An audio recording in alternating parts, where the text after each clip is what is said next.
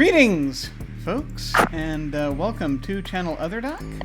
I'm Jim, I use he, him pronouns, and this is our short campaign of Urban Shadows Lex Talionis, an urban fantasy game that's powered by the apocalypse and set in modern-day Rome, Italy. Unfortunately, we've been having a series of real-life stuff going on, so it's been a little while since we've been on, and unfortunately that has struck Katy tonight, and Katy's having to battle with internet demons this evening. So unfortunately, unless her internet is suddenly restored at some point in the next few hours, next couple hours or so, we unfortunately will not be seeing her this week. But same like we'll have her back next time. But in the meantime, let us go ahead and go around and say hi to everybody, and find out who they are and who they are playing. And we shall start with Lynn. Hello. Hey, I'm Lynn, she, her, and I am playing Mallory, also she, her, the Tainted, who is trying her best to find some clothes that her boss, which is complete bullshit because he did not tell her how important it was, and she was already on a job, so it's partially his fault then, is it? Well, who knows? Who knows? And now let us... That's so good. And now let us swing around to Alyssa. Hello. Hello! I am losing it at the clothing thing because I, Alyssa, played Manny the Fae. Both of us use she, her pronouns, and Manny is the Fae tailor who made said clothing that went missing after Mallory made a promise to the Fae that she would deliver the suits to her boss directly, and yet our little disaster child did not do as she was supposed to, and that's a big no-no. You don't break promises with the Fae. It never ends well. No, it does not. And now let us head over to Sara. Hello. Hello, I am Sara. I use she, they pronouns. I am playing Kai the Oracle, who uses they, them, and Kai's having a real weird day. A lot of people are recognizing them and like pointing at them and showing respect and all kinds of stuff, and it's just very bizarre. Yeah. Oh. They don't know what's going on. What could possibly be happening? I don't know. You know, you show up on someone's social media account at some point, and then these things happen. I guess I don't know. Yeah, I mean, like Charon though. Like, I don't think the ferryman has Instagram. He's very popular on TikTok. I don't know. I don't know. Have TikTok. Have you not seen his TikTok dances? I was just gonna say. Have you not gone on TikTok? Have you not checked those out? TikTok. Oh. Anyway. And Hi, now everybody. I hate myself. Okay. Oh. Well, we'll see how that goes. But who knows? We may get TikTok videos of this before we're done. Who knows? But like we do with the other games on this channel, we're going to be using the X card, the N card, and the O card. If we hit something that's crossing a line for one of us, any of us can type an X in the Zoom video chat or anywhere else, or make an X symbol, and we will back up and do something else. If something happens that we're okay having in the game, but we don't want a graphic description of it, we can type an N in the Zoom chat and we'll fade back to black on it or put it behind a veil so it'll be there, but we won't go into detail. Finally, if we're exploring a topic or an area of roleplay that's particularly intense for us, but we want to keep going anyway, we can put an O in the chat to let us know we're okay and that we're all good to keep piling on the drama. Something else we can do is put an O with a question mark after it when we're moving into a difficult topic, or when we say or we do something and then think, maybe that might have been a little too much. Then everyone else can respond to that again with an X, an N, or an O to let us know if we're still doing okay. We're also using the pause. If any of us needs to take some time, we can ask for a pause in the game while we discuss things, or just take a break for as long as anyone needs. As a reminder, just a few content warnings. This game may include supernatural elements, corruption, debt, intimacy, crime, horror tropes, noir tropes, mild sexual content, and elements of the history of Rome, which I'm sure those of us who've watched TV know more about than we already want to. At any time, you can type a bang CW or exclamation point CW Let me type that in now to make sure the bot's working. It is! Yay! You can type !CW in the chat to see that. That command also has a link to the content warnings for the game in a little more detail, so you can look at that whenever you need to. Also, please remember we have an open door policy, which means any of us and any of you can feel free to step away from this at any time if you need to. It's just a game, and mental health is always more important. So, let me bring up the recap that I wrote, and see if it helps me remember what happened last time. All right, here we go. It's one of those things. I was writing this out and I realized a lot more happened last time than I thought. Erstwhile on Lex Talionis, Serena, Kai, Mallory, and Manny came together at the Pantheon, currently the site of a civil protest, to discuss recent goings-on. The travel influencer Ileana Kontos quietly offered Kai an explanation of things that had been happening to them recently and assistance, advising them that Serena had her contact information if they wanted to get in touch later. Manny had an errand to run in the realm of fairy, so the group decided to make their way to the Pantheon building and use the gateway inside. As they navigated through the crowd to reach the building, they heard a speech given by Diana Mancuso, a local activist who also happened to be high up in the hierarchy of Via Lupus, the largest werewolf pack in the area. Diana spoke against the funding the Vatican was apparently providing to a new underground rail line being constructed in the city, stating that they're using their resources and position to unduly influence the city of Rome. Upon reaching the Pantheon, Manny encountered someone she'd been seeing recently. And when I say she'd been seeing recently, I should emphasize she'd been seeing recently a follower of Serena's named Tom Donati, and steered him away from the rest of the group.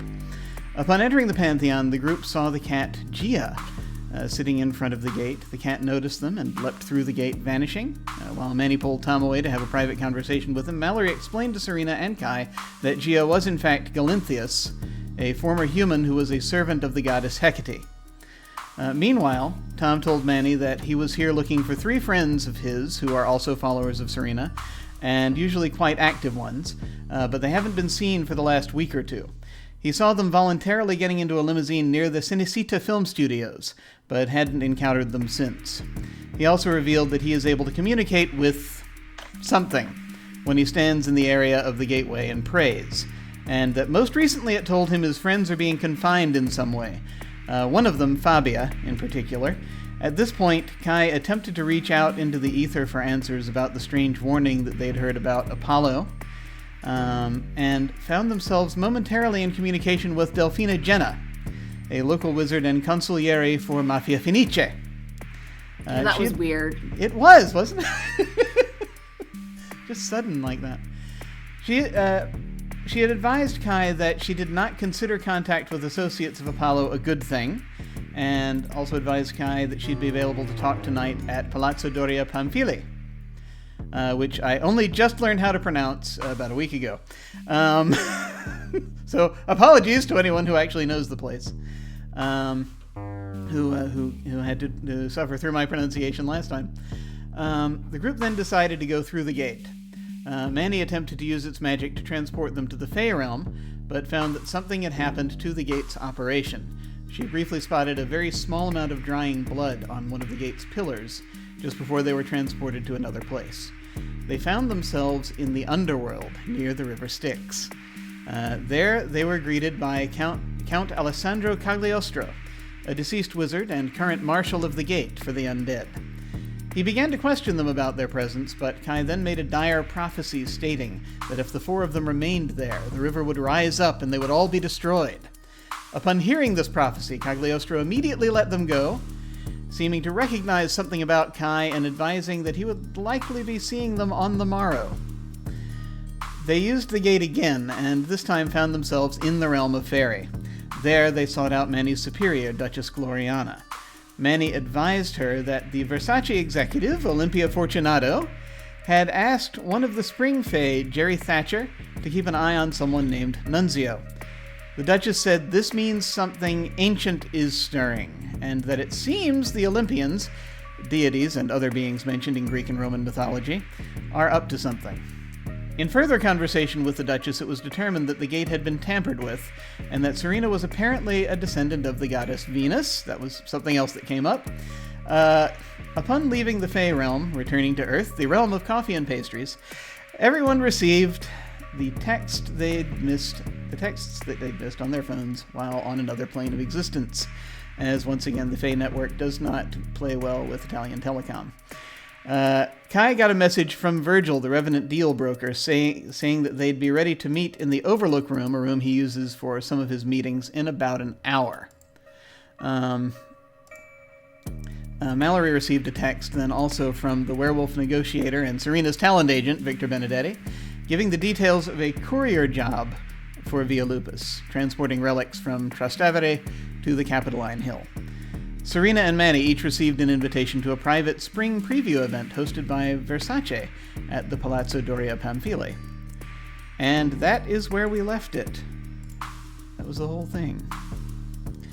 And incidentally, for anyone who would like to see the invitation, I went ahead and I actually I made up a thingy that I put in the handout, so I'm going to go ahead and make that visible to folks so that they can gaze upon it in the audience there if they so desire. That there is the thing. Oh, it's so beautiful. just going to be such a lovely event. Oh, Yes. Nothing's going to go wrong at all. Nothing perfect. at all will go wrong. No. It's going to be a lot of fashion, a lot of snacks, probably champagne. It'll be great. Mm-hmm. It'll be absolutely fine. You also may note at the so these are things you're not expected to print them out. You're just expected. You know what? I switched to the wrong window, didn't I? I did. Because hi, this is the window we normally use. This is the window we're using today. Hi. Yay, technology.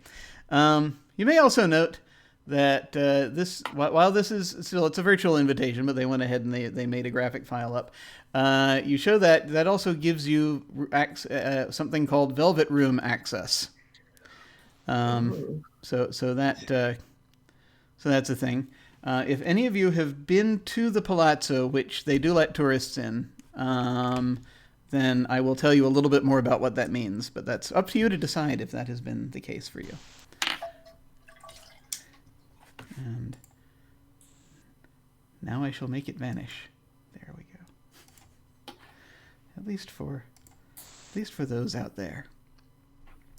So, once again, I have switched us to the wrong thing.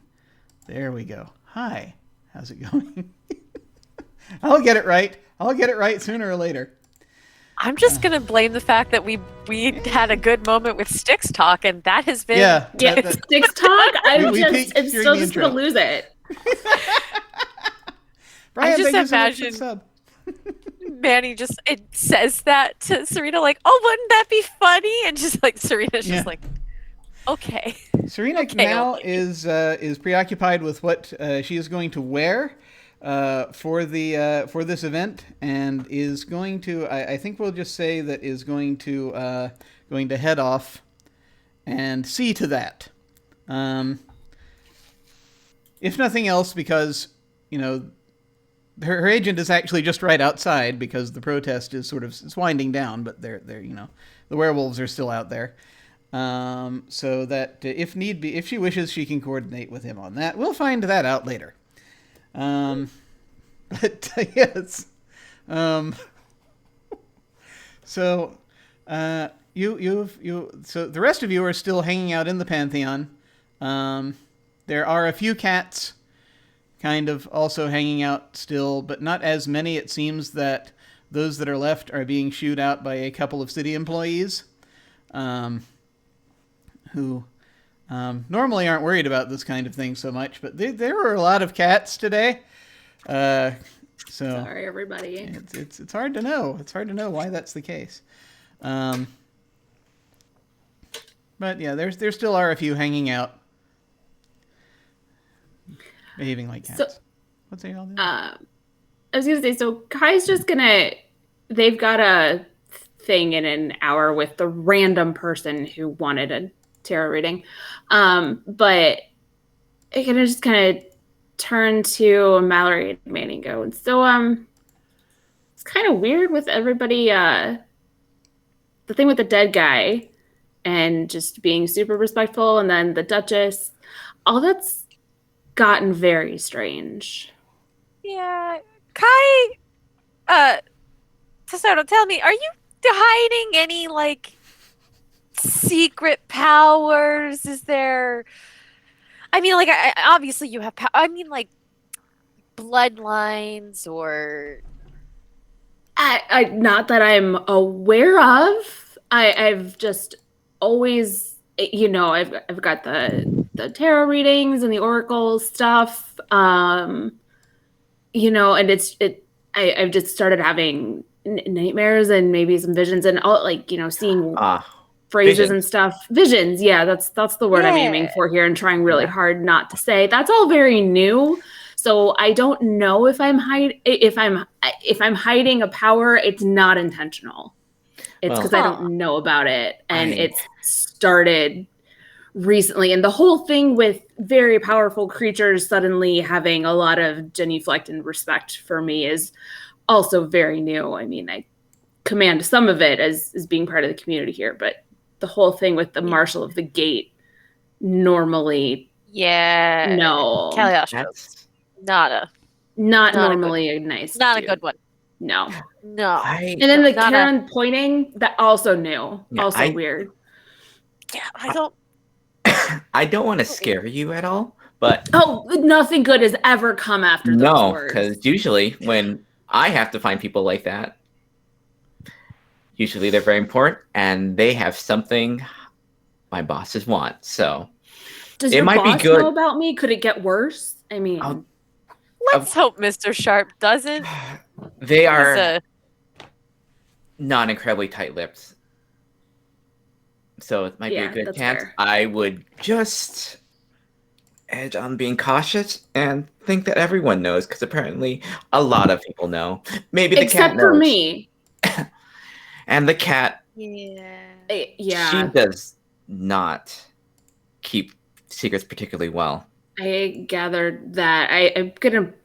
This is not the weirdest thing that's come out of my mouth today. I'm gonna blame the cat for people knowing about me, though didn't see fit to inform me. Absolutely, as you should. That's probably a good idea. She's a lot of trouble. Not giving her the tuna flavored food next time she comes around. No, you should probably not give her food. She screams a lot, you know, yells and cries at you. It's kind of hard not to. It's usually the only way to get her to shut up. But she's not getting the tuna stuff. She's getting the chicken pate or whatever left in the container. Whatever's the worst one. Yeah. Because that cat is clearly up to something. Up to something and telling other people about it. And it has, Yeah. Well, if I have time, I can maybe check in on her, see what she knows.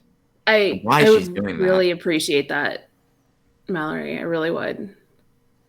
And hopefully I don't come up as a job for you.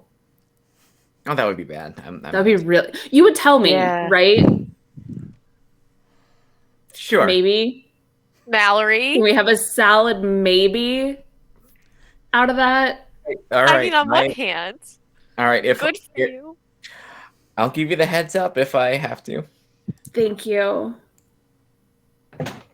At least you didn't make it as a promise, as one that you might break and then cause more trouble that way now. Yeah, I'm not the Fae. If you break promises to me, I just, don't buy your gelato next time. So. Fair. Little Mallory's just growing up so fast. I'm just touched. She'll give you just the most annoyed look. Oh yeah, this is the treatment that you give a child, absolutely on purpose. I've killed people before. So have I, honey. You're not special for that. Who hasn't? I mean, to be fair, she probably is, because she's like 20. Kai, have you? She's like 22. Have you killed a person? Not that I'm aware of. It just seemed like the right thing to say in that moment. Okay. Yeah.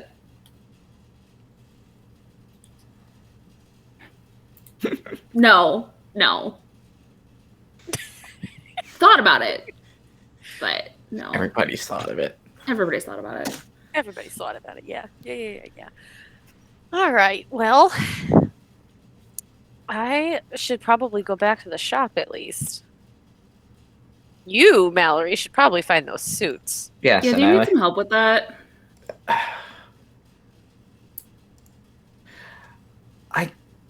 maybe I might need your. I also What I do can this do. job for the werewolves, Oh, yes. and also having one of us close by in case someone wants your services for or powers or whatever the heck that you're sold. Oh, speaking of, just I don't know. This is relevant. There's no way it's not relevant. Yeah, there's no way that's a coincidence. I got a call from Virgil, the Revenant, really full of himself. Yeah. Got a call from him today. There's somebody I've never met before has specifically asked me for a consultation, reading, meeting. Didn't think anything of it at the time. Kind of, people, it's through a referral happen. People come to me through referral. Sometimes it's not really big of a deal, but everything else that's happened today, that just seems really sketchy. And that was like 9:00 this morning. So Yeah. And you have a weird feeling about this one. I have a really weird feeling about this one. All right. You shouldn't go alone. Probably. I'm not right? gonna. Jim, where was it set up? What room? The Overlook Room, which is The Overlook Room. So called because it overlooks the fountain. I was gonna say, does it happen to overlook something? It does. Yeah. Virgil set me up with, he uses the Overlook Room for stuff. So I decided not to meet this person named Erica on my own. Just got the weird vibe at 9 a.m. And it's only gotten weirder. So, but I don't know how much I trust Virgil to provide backup so much as a location with which to do business, Do you want one of us to go with you? Yeah. Given the day we've all had, just, hang out in the lobby outside, make sure in case Erica turns out to be a problem, like we're pretty sure they are. Good. You don't mind. This can be a mutual arrangement. You help me. I make sure nothing happens to you. So there. That works. I have you find the suits. You make sure I don't have a stranger kill me, kidnap me, do other verbs, bad things. Yeah. I mean, Yes. As flippant as that is, those two things are about as dire as each other. No, I've tracked the conversation about the suits and the Hellfire thread. I'm on board. Yeah. Yeah, they understand. See, Mallory, Kai here understands that this was important. To be fair, I only figured that out after somebody mentioned Infernal Thread. Previously I thought it was just a sartorial disaster. Okay. Now Well, you see, you have more information than I had about these particular suits. If I had known what you know right now, this wouldn't be happening. Maybe I just need to have a conversation with Mr. Sharp about his management skills. Good, because Wouldn't be the first time. Because if I yell at him all day, he just, I think he just tunes me out at that moment. Thinks it's funny. Well, that is unfortunate, and I will talk to him. We'll have a nice little conference at some point when we get the suits to him, and I'll tell him he needs to do better about his communication skills. Certainly. At the very minimum.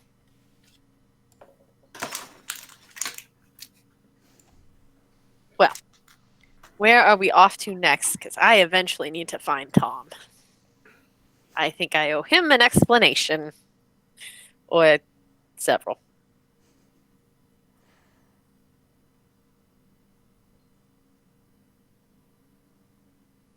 Do we all? This is out of character. Quick question: do we all know about the Versace event, or is that exclusive knowledge to Manny and Serena? Well, they got the texts. They haven't mentioned it specifically yet. Other people have mentioned things happening tomorrow. So it seems to me there was a point where something came up in conversation last time about there being an event tomorrow. A lot of stuff was going to happen tomorrow, like the Mafia Wizard and the Versace event. Yeah, I remember. Yeah, there's a lot of happenings. I think that there was at least an understanding there was a gathering, at least because I remember someone telling Mallory about it, and Mallory realizing that might be why Sharp needs the suits. But I can't remember how much of that was laid out. I think it was just. I think from what I remember, it was just how important that this meeting was for various factions. So I think she kind of put two together with that. Yeah, this is maybe like. Yeah, it seems like it probably it seems simple enough, and I mean at the very least, you know that before Serena left, she'd exclaimed she's going to find something to wear. So there's something. Yeah, there's something. That event's not tonight; it's tomorrow night. Though. Tomorrow night, yes. So Serena is just going hard on her fashion tonight. Yeah, which is fine. That gives me time to sort some things out before we walk into that Olympian run event, which is good for me.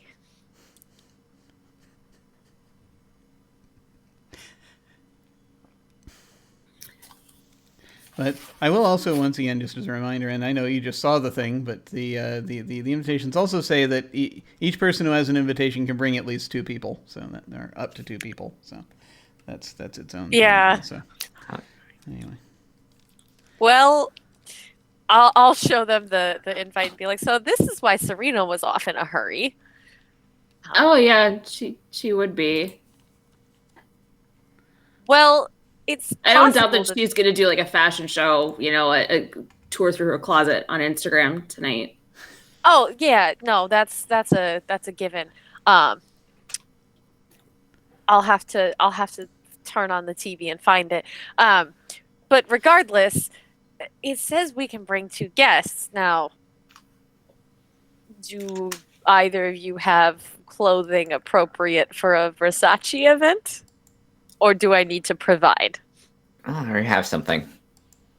I own a lot of black. Black is good. Black quality black? That's questionable. Okay, we might have to fit you at the shop. I mean, it's quality clothes. It's not revealing anything. It's just, stuff that I bought on the street in a thrift shop. So it's not. Oh. It's not fashion quality. I think it's going to have to be, right? Yeah, I would imagine. Yeah. Well, I'll have to get you fitted tomorrow. She kind of looks over them like, yeah, we can. I'm sure I have something that'll work. Because they're fairly tall. 6 foot tall, nearing 6 foot tall, beanpole sort of physique on there. Yeah. Easy enough to work with. It's just a matter of what do you want flattered? What do you not want flattered? Do you want the skirt? Do you want the pants? Do you want pants? Perfect. We can make this work. And Mallory, I would hope Mr. Sharp gives you enough money that you're well dressed, but I mean, this isn't my first time I've gone to something like this. I mean, they need their servants to look good, so I know what I have to do. And they are judgmental, all of them. Oh, they are. This is going to be quite the event, I think. Not just because of the shop, but everything we learned today. We might have to put one of you on Serena's invite, though, because I might have a +1. Yeah, you should probably bring Tom if that interaction is any. that if things go well, he might he might not take. Hey, by the way, I'm actually 400 years old, and not of this world. Oh, by the way, vampires, werewolves, ghosts, demons, all that's real. Although I would be careful, because if he goes to this thing and things go badly, he will know that those things, whether you like to or not. Yeah, but I should probably be the one to warn him, right? Like, that makes sense. You should probably warn him before the event. Yeah. So, I'm not getting out of this one. How getting offended, what they do. Yep. Just, oh boy. Oh jeez. All right, well, I might have to go find him before what time's your meeting, Kai? It's in about 45 minutes, probably at this point. Oh, yeah. We should probably do that first then. Yes. I'll sit him down after. Yeah. My stuff's open-ended, so that meeting first. Yeah, All right. A little time to kill beforehand if you want me to do any seeing if I can find your suits. At least start that process. Let's I got to remember. Can't hurt. Yeah. Yeah, it's only going to take you about 10 minutes to get to where the Overlook room is, because it's it's at the fountain, so it's not a big deal. So you are currently still having this conversation inside the Pantheon, or have you been moving while this has been going on? I think I would want, at least for the reveal of, it's super weird that people are recognizing me, and also I've been having visions and all kinds of other weird stuff. I would want to keep that in the Pantheon because there's not many people around. Yeah. Remember, kids, what happens in the Pantheon stays in the Pantheon. Stays in the Pantheon. Yeah. Of course. So they, but once that's over, they wouldn't mind walking out just to kind of get back out and continue on with everybody's day. Yeah. Where was the pickup thing for the first part of the courier job? Mia Vargas operates out of Trastevere. So that's typically, because she doesn't move stuff through the city, that's generally the safest. She usually stays around there whenever she's got something to hand over, because then if she brought it with her, she'd be moving stuff through the city. And she does not wish to take that risk. That's why there are people like you. Okay. I suppose my car's still around, so maybe once the protest ends, it's like, yeah. God, do you mind if we stop by, make a quick stop before I can drive? Oh, that's fine. Just have to make a pickup. Should be pretty easy. Yeah. Yeah, it's just right across the bridge. Mm-hmm. Traffic. So let's see. You are up in the. Hang on. Wait. Mallory is a very aggressive driver. That's fair. Oh, So you folks are kind of up here in the upper right-hand corner of Old Rome, and Trastevere is right across the river, and so Mia is probably going to be at. She has a number of things she works out of, but I'd imagine.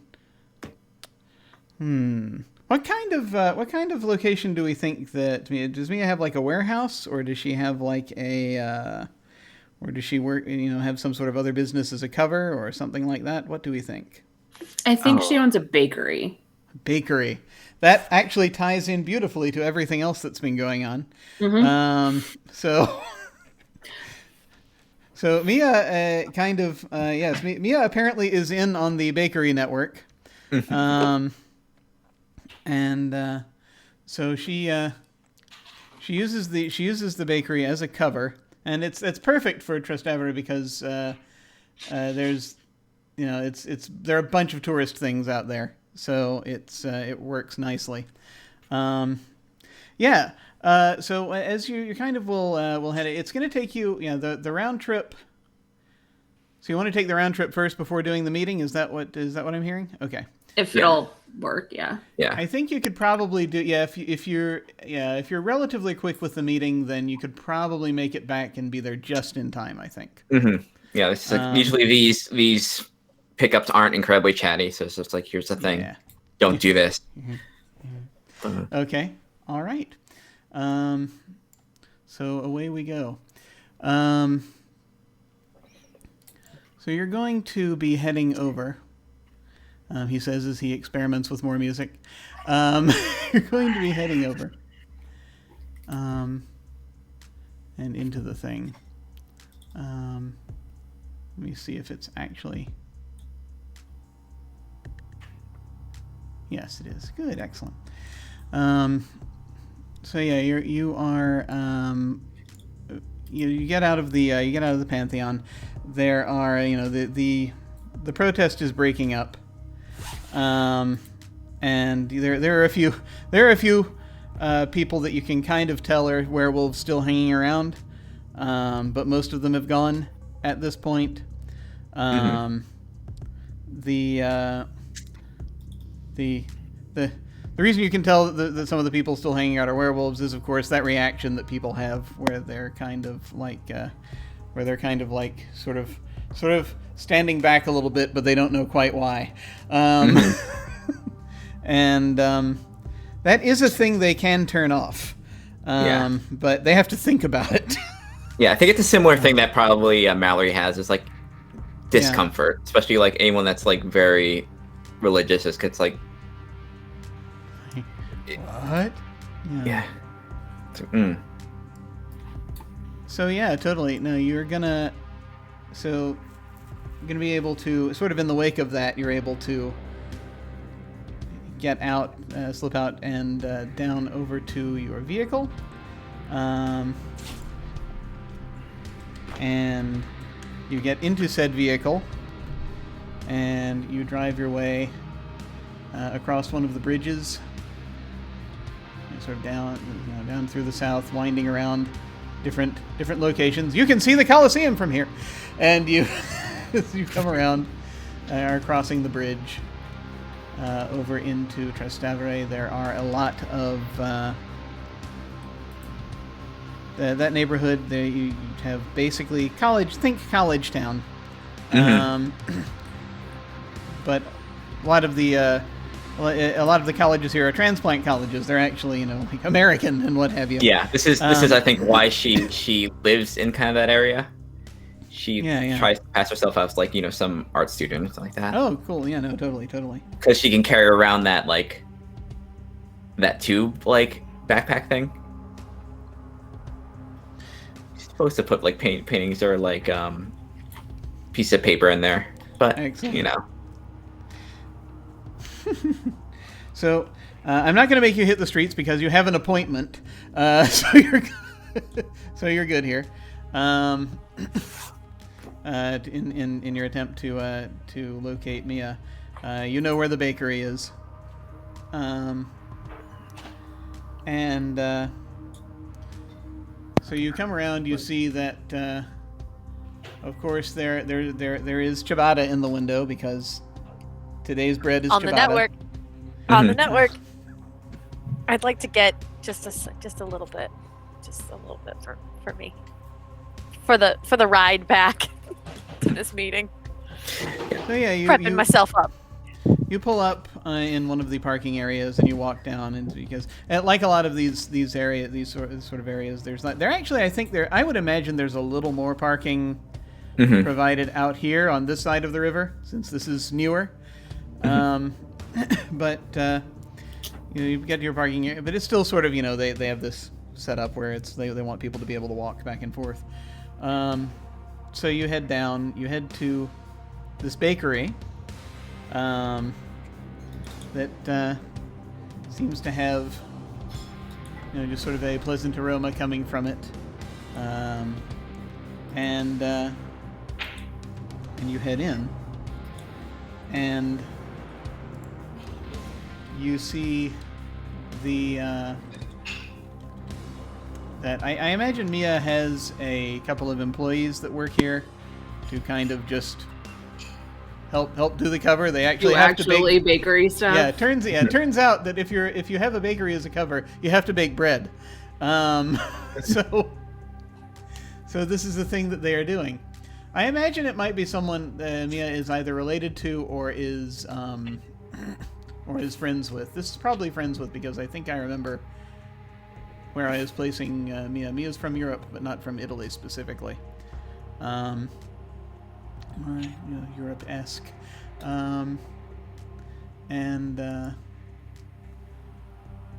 So let's see. Yeah. You will, yeah, there's a, the bakery logo has a turtle on it. And because Mia kind of likes turtles. And so you head up and you see these two sort of youngish guys that are kind of, they're moving. She likes turtles as like pets and as animals. She doesn't in fact consume them, just in case anyone was worried for a moment there. Delicious. I have heard people like it, but I'd rather not find out what it's like, if I'm honest. I'm not into it myself. So you see them going back, basically going, dealing with a few customers. It's that time of day. Things are open a little longer on this side of the river in this neighborhood, again, because American tourists.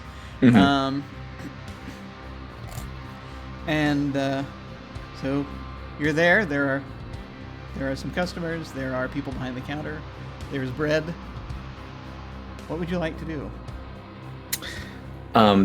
Fortunately, she's gonna take her. She's gonna sling her little tube case over her shoulder. She's gonna go in. She's not going to bother with any sort of line or people in front of her. She's just gonna go up front. It's here for a special order for M. James.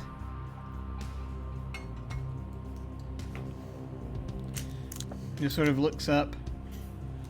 And he's like, guy's like, oh, 1 second. He kind of will head back, and he'll basically, I think I imagine it's like he sort of pulls a little rope, and you hear a little bell ringing elsewhere in the on the next floor. And he sort of gestures off to the side where there are a few little tables. And it's going to be a couple minutes. You are able to acquire bread if you so desire during this time. Yeah. Yes, please. She'll, I guess. I imagine Manny Mallory, came in and just immediately I think Mallory will put it on the tab just because. Oh, sure. She's the person. Yeah. Just a little bread. Little bread as a treat. Yeah, Nomi is a professional. She will. She understands that she will count bread to people who come in doing work. But so after a minute or two, he said trying to GM and fix his tea at the same time. There's multitasking. There's trying to do that. Be careful. So after a minute or two, let's check this. Oh yeah, right. Okay. So she has as she comes out, you see she has sort of very thick black wavy hair, very, very curly. She has very, very dark sort of a dark complexion, light dark complexion, and she comes out. And she kind of she looks and sees sort of the three of you standing there. Let's see, Kai, you recognize her, obviously. And Mallory, have you dealt with Mia before? I think so. Just she's probably a contact in the area. Okay. She probably knows most of the factions in this particular part of the city. She lives here. Okay. I will remind folks though that if they have not dealt with Mia before, if they wish, they may do face to a name if they so desire. That's up to you. I don't know if Manny's ever met her directly. I'm willing to do some face namery. We're in the technically the name entered the narrative earlier, but I'm willing to. I mean, this is kind of the first time you're meeting her and all that, so that works. This would be a role with bread lady mortality. to me. Yes, I got all 4 now. Advancement. I faded into my background so nobody can see the high kicks, but 7. I got bread. I got my things marked. I'll have to deal with that later. Yay. Okay, so I believe that means you just know what most folks in the community, in the supernatural community, know about her. What most people know about Mia Vargas is that she is from probably she's actually from the UK, basically, but she also has relatives in like Spain, so she kind of goes back and forth. She is a purveyor of occult objects and also secrets. From time to time, she trades information as well. Moves things basically into Rome and out of Rome. So it's pretty good when it comes to that. She tends not to play favorites. Most of her customers, as far as you're aware, are from the east side of the river, but she has been known occasionally to be brokered by people from the west side of the river, just depending. But just sort of varies, depending on a number of things, including flow of income. As one does. Yeah. But I'm not going to judge her. Yeah, it's no big deal. But she will. She comes out. She's wearing. I think she's just slipping. She's got on a sort of practical practical semi-casual trousers and a shirt. You can see she's slipping on a leather jacket. She's probably getting ready to step out for a few minutes. And she has a box that she's carrying with her, sort of a wooden box. It's about yay big. And she looks around, she nods, comes out, nods to Mallory, smiles when she sees Kai. And she'll do that thing where she just sort of, when she sees you, she'll start moving very quickly, coming around the counter and up to you. And she'll be like, oh, what brings you to this part of the neighborhood, eh? Hey! I'll give her a hug and then kind of step out of the way and go, actually, my friend here. Oh, yeah. Business. Yeah. Oh, yeah, just hang out for a while then? Can you hang out for a while, or you gotta move? I gotta move. Unfortunately. No, I get it, love. It's no problem. Sorry. It's no problem. But yeah, we gotta catch up sooner or later. We do. Right. Yes, I'm on the clock, so there's going to be a little bit of a quick trip. Okay, these aren't delicate, so you should be okay. But you don't want to throw the box at anything or anything like that, you know. Okay. Not cursed in any way, is it? Because they don't like telling me that, and I usually figure out the wrong way when the car catches on fire or something. Oh, not their early relics. Any watchers on there? Anybody? How's the interest on this thing? She says, should I be careful? How careful? Just don't let anybody know around here now. They're trying to put watch on them. The good thing about these things is there's a lot of them just sort of floating about in different places. Well, so it's not... It's a little unusual to try to bring them in. So that's something you kind of keep an eye on. But yeah, I'm not entirely sure. They're gonna have some reason probably for wanting them, which not my concern. But those Vatican assholes are sure nosy. So Yeah, they are. They do really Well. like their bookkeeping. Yeah, well, considering what happened to the last one, they should be persuaded not to. So. She shrugs. She says, she says, "Well, yeah, you get this. You get these in, you should be all right. Just like I said, just don't spread it around. It's the main thing." And Of course. She will hand you the box. And She'll put it in her jacket. She has a little spot. I'm sorry you can't say. Can I get you a coffee? Go anything? Oh, Actually, coffee would be coffee would be great. Coffee. Oh yes. Oh, just one thing. One thing before you. You deal in all sorts of things. So. It's hard these days to figure out what I don't deal in. And part of that is knowing who's dealing with what. And Sometimes. I can provide good referrals to Mr. Sharp. Have you heard anything about any suits? Any suits come on the market? Someone having anything particularly hot?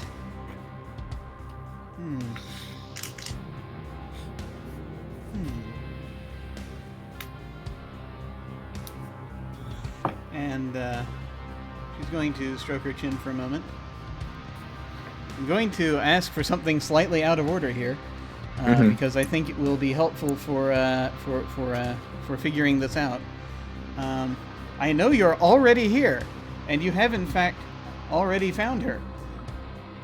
But I think I'd like you to hit the streets with mortality. Okay. To see if we can find that information in her head. Okay.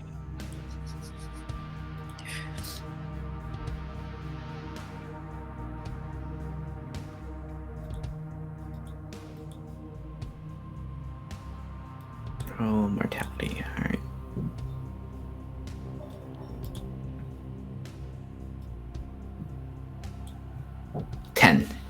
Very good. Okay. Oh, this also reminds me of another piece of business that I neglected to take care of a moment ago. We'll finish this, then I'll hop to that. If I attempt to hop to something else, please remind me I have a piece of business. So, yay, ADHD. Let's see. So, on a hit, they're available. They have the stuff. She's not juggling her own problems. It's not more costly than anticipated. Yes. Okay. And so she says, suits. Well, it's funny you asked that. That would have been not too long ago, right? Maybe. There was a movement I saw somebody this morning. And at a couple of was it Anthony Giordano was in just kind of talking about having to Giordano trying to move some clothing. Now, Anthony Giordano. The name will be familiar to Mallory, at least the last name, because you work with Alberto Giordano. Oh. And now also, once again, because of course I suddenly realized I've just named something, we can do more name facery if we so desire. I think. And this is also with mortality. All right, I'll do who that. Wants to do that. Unfortunately, don't get to mark it again, but there it is. Unless it's unless you've just leveled up, in which case, if you want to do that. What was the full name again? Sorry, just Anthony Giordano. Okay, putting together from my notes. There we go. That is name mortality. Yes. Okay, that's a 7, and so, you know what most people know about them. Okay, Anthony Giordano is Al's nephew. Alberto is your fence's nephew. He's relatively new. He does also work for the for Mafia Fenice, like Alberto does. He has a tendency, from what you have heard, he is a little shifty. He sometimes is a little creative about how he sometimes acquires things. he by and large he moves hot goods and tends to focus on religious artifacts, but will go into other things as well quite often. Religious and sometimes arcane stuff is kind of what he sort of homes in on. Which is the general pieces that they all work in, so that makes sense. Yeah, and he is your fence's nephew. He's like in his 20s. Important thing. Do I know, like, is there any, like, I've met with my fence, is there any fondness? Or is this... Al, generally, from what you understand, Al has a tendency to, I mean, he loves his nephew, but at the same time, it's sort of like, you know, he's very, he kind of thinks of him as an idiot. Okay, that's good to know. It's one of those things where it's like too eager, he's trying too hard. You once overheard a phone conversation where he was his side of a phone conversation where he was kind of yelling at him, whereas, you know, the whole "I'm not going to come bail you out, just you know, wait the 24 hours, then they'll let you out," that kind of deal. So it's a thing where he does care about him, but so I mean, he's family, and so there is that's very important, but at the same time, you know, he's not, you know, he recognizes that Anthony has limitations. I think when Mallory hears you, I think she's like, "Oh, small world, I guess." And she looks pleased, like it's someone that she can kind of get to probably pretty easy if this is a lead. Yeah, you can, at least you can get, you know how to get in touch with Al, so that's yeah, of course. I mean, this is something, a good call, few words can probably get started. It's a start. And like, oh, well, that's hopeful. Thank you. That's something I could probably use. You know how it is, finding demons sniping from other demons, keeping an eye on other things. You know how it is. Keeps business going. It's a little annoying. Yeah, you gotta keep your head down sometimes. Yeah. And she heads back real quick, and she grabs, you know, from the from there her coffee machine. She's able to bring out 3 cups pretty quickly. That she has in this little carrying case that she gives you. Yeah, I think Mallory does that thing where she just takes her like grande size one and just drinks it in like one just like, yeah. Not a savor it type. Mallory doesn't. I don't think she particularly likes coffee. It's just like it is the strongest thing. Oh. That which is like she does that little, like, I think she tastes great. She does a little head shake. There we go. Most people don't do that unless they're drinking alcohol they don't like, but alcohol I like. This means to an end. I guess we should have gotten you one of them Red Bulls. They have less caffeine than you think they do. I wouldn't put one of those in my body if you paid me, honey. So I'll take your word for it. I mean, I have less reason to be picky about what, you know. She like has, like, you can just see her, like, her tattoos, like, you know how it is. Yeah. As they're like walking away, I didn't get to 400 years old by putting weird things in my body, let me tell you, honey. That's fair. The temple is full of demon at this point, so it's still too late. This temple is just full of bread. Awesome. Okay, so quick question. I have a quick organizational question for everyone. We are about an hour in, so I just wanted to check with folks and see, do we want to go a little bit further, or do we want to go to our first break here? I'd like a break before we get to whatever Kai is doing with Eric. Because And remind me that I had a That's thing. Oh yes, you did have a thing. Did You do do have a your thing you got to head back for, yes. Yeah. Well, no, you this- had a thing that you you had wanted a us to thing. remind you about. We don't know what it is. Thank you. Oh, there you go. We can do that and then put a break. Great. My If you tell God. 3 of us, one of us will. You see, I appreciate that. I appreciate that very much. Also, hi, Annam. Thank you for coming.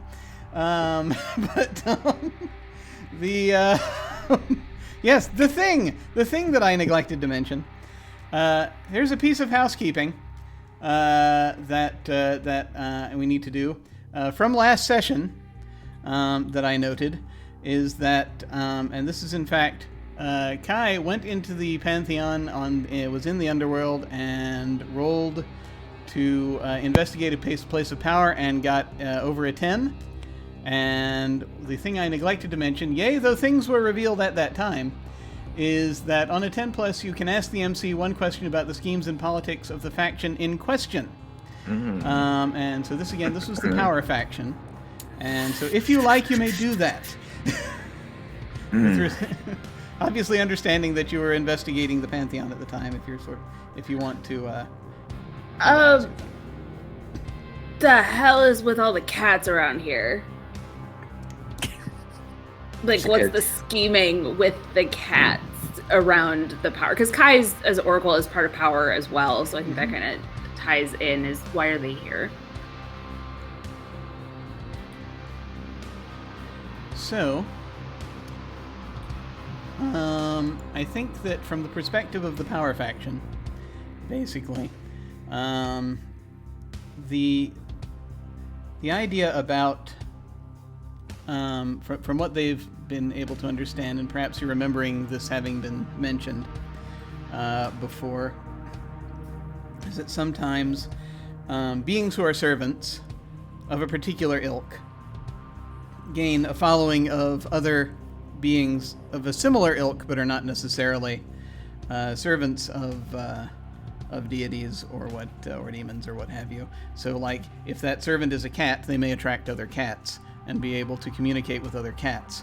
The things that obviously, so you think that Mallory's assertion that Gia is on a job of some kind is probably correct. And that Gia has probably co-opted these other cats into helping her with this job in some fashion. Okay. So that seems to be... So many cats. Good. You think that also, well, with respect to the Pantheon in particular,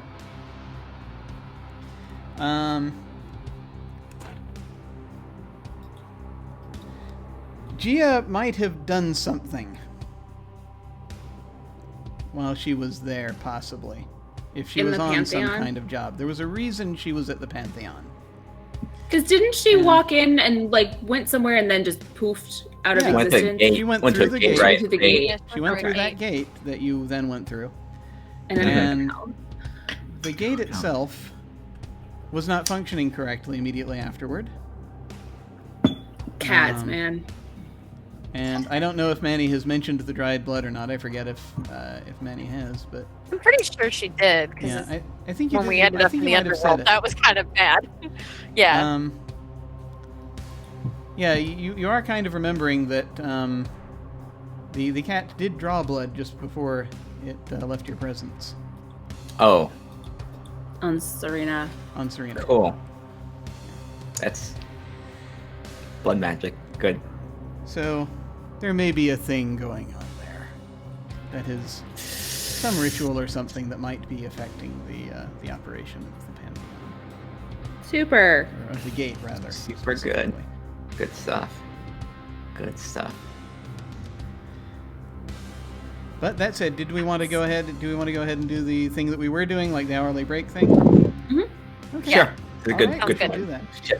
All right then, folks. We will. I'm going to go ahead and see if I can very quickly throw an interview on, because I forgot to do it a moment ago.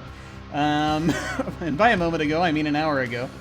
Let me see if I might do that. Yes, break interview. That's the one.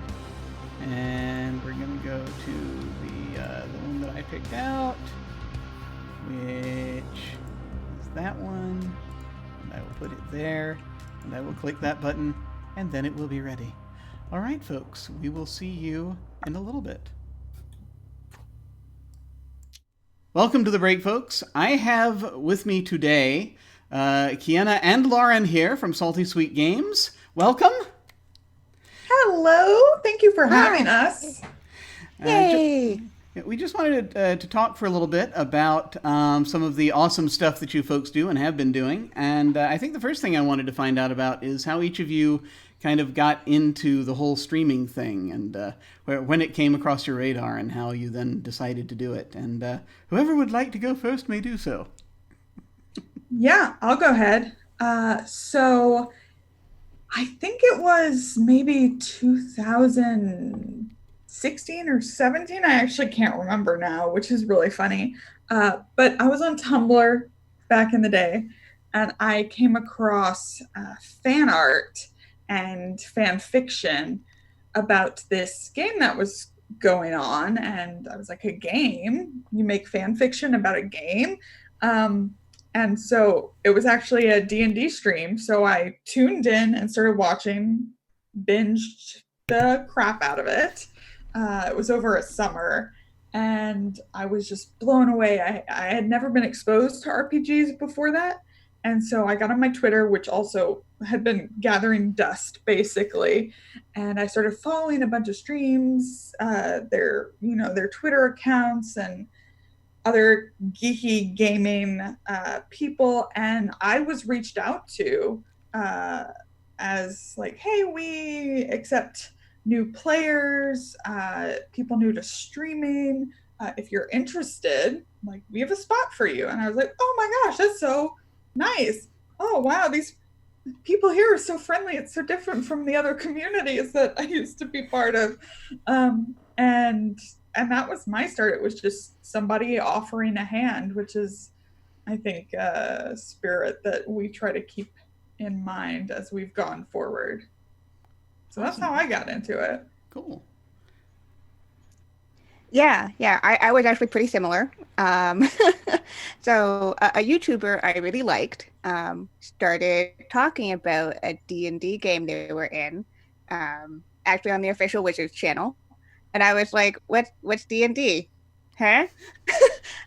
So I went and followed them over there and started watching. And I was kind of just like, oh, this is exactly what I want. This is what I want in my life.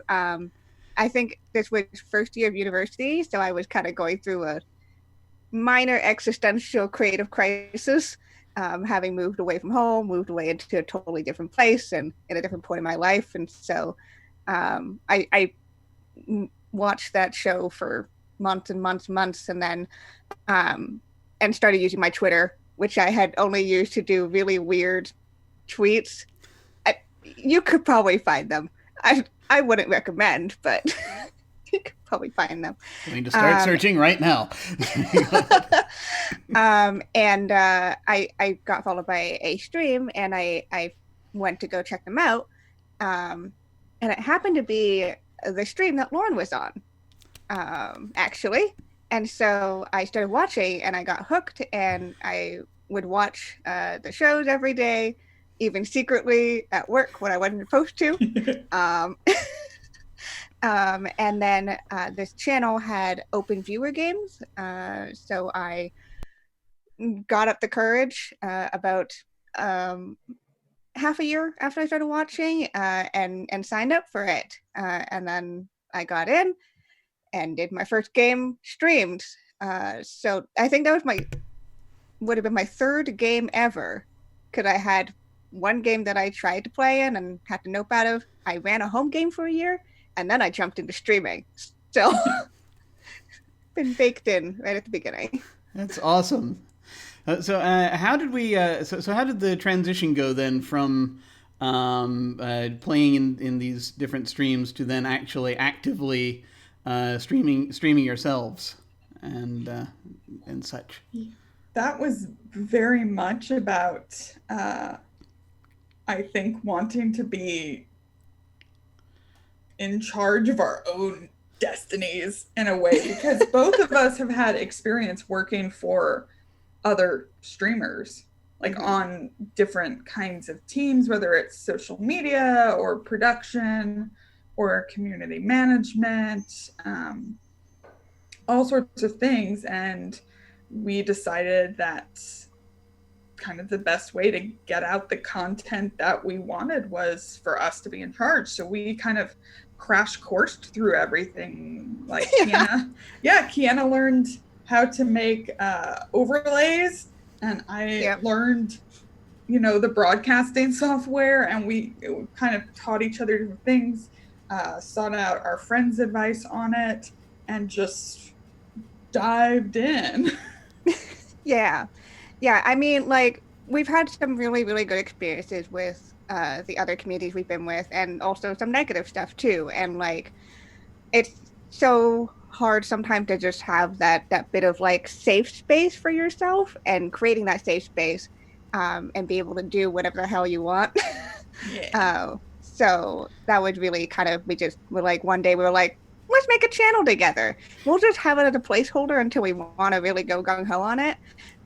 So it's technically Salty Sweet Games has existed for like, I'm going to say almost a year. Like, we put it together like almost a year ago. But we didn't really start using it until like late 2019, when we did some video game streams and stuff, and some one-shots. We did a charity stream, and it's really just been the beginning of 2020 that we started to really kind of go into long-term production of actual tabletop content, and actually have a YouTube channel that we put stuff on, because we didn't do that for a while. So it's been kind of just both of us are people who, when we get going on something, we get going.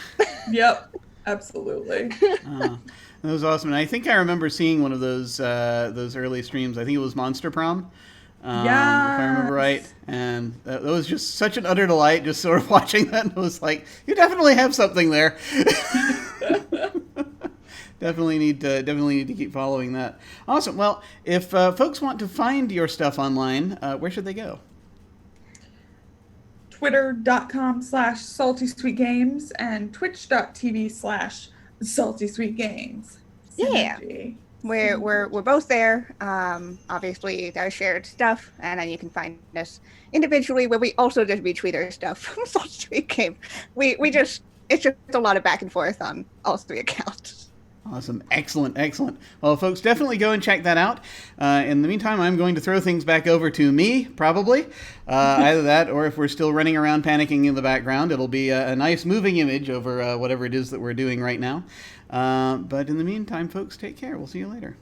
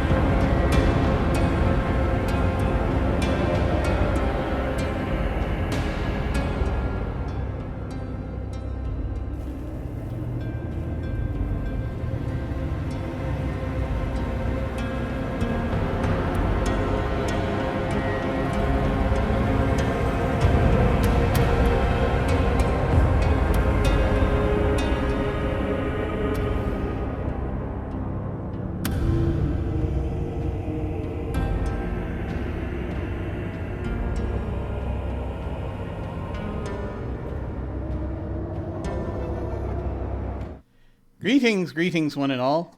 As you can see, the cat has begun its interrogation. This is going on. Stare at the camera, okay? Yeah. Here we go. Yay! She looks so thrilled with me right now. Would you like to be somewhere else? Okay. That's You so can be adorable. done now. There is no cheese. Who do you work for? Who do you work No. for? Well, Gia is played by Hera, who's sitting on my desk now, so she may just pop her head back in. I really should have. You know what I should have done is I should have put in the handouts. I should have put that picture of that cat in there for folks to see. But it's too late. Anyway, another time perhaps. But that's it. Oh my God. So yes, you are going to escape the bakery, so that you successfully have. I'm so sorry. No, it's all good. I'm so used to Lindy's cat interrupting our Sunday Oh, yeah. streams. It's just like, That's perfectly fine. No, I respect cats as being the thing that powers the internet. One of the forces that powers the internet. The internet is like at least 20% cat minimal. That's probably low. there was, yeah. I just remember that was that thing like early, where it's like, do not put your cats like that is the most wrong thing. Always cats. There's a Always cat on the cats. call, always. Yeah, no, that's how that works. But we have. Oh yes, that's right. I was possibly about to head to another thing over here. I'll do that in a minute. So you have escaped the bakery. What with your coffee? What would you like to do at this point?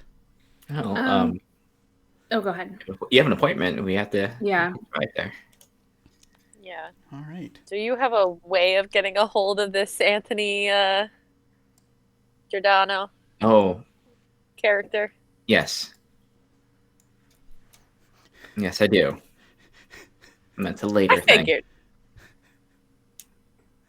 Let's handle Kai's appointment and make sure they're okay, and then we can go suit shopping, as it were. Yeah. Okay. Okay, so you are going to make it back across the bridge. Luckily, you're going pretty much with the flow of traffic, which is, all roads leading to the old city. Mhm. So you basically head across from Trastevere back into Old Rome, and up through the various routes up to back up to roughly where do you want to park in the same place you did, or are you going to try to go park closer to the? Actually, yeah, the place you were parked was pretty much not far from the fountain in the first place. Yeah, that's probably fine. If it's reasonably close to meet the car. Right around that center, sort of edge of modern center, right there. Okay. Mhm. So you manage that, and sort of pull up, and you have it's night has fallen, which of course means that you have a slightly different crowd out at this point. It's at interesting points in some places where it's just between where they close and when they open again. So most of the restaurants are probably going to open up within the hour. So you have that going on, preparation for that, people ambling about. And you make your way once more to Trevi Fountain. And you see there is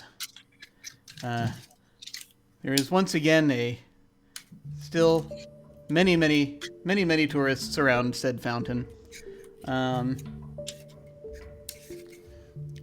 The way to get to the Overlook Room is you actually have to go through one of the back alleys. It's not accessible from the Fountain Plaza. So you will head in, and essentially this area, this place that this is one of a few places that Virgil uses.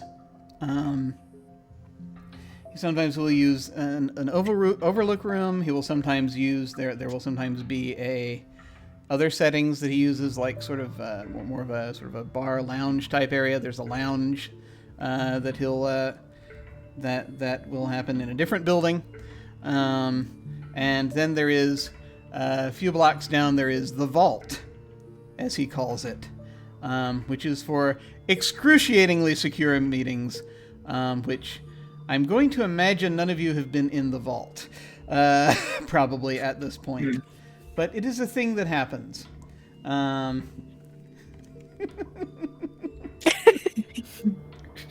Gia, please, you're not in This the is scene. part of the cast now. This is glorious. Glorious. So, you basically, the I'm imagining it's sort of like it's one of those kind of like set up like an office building.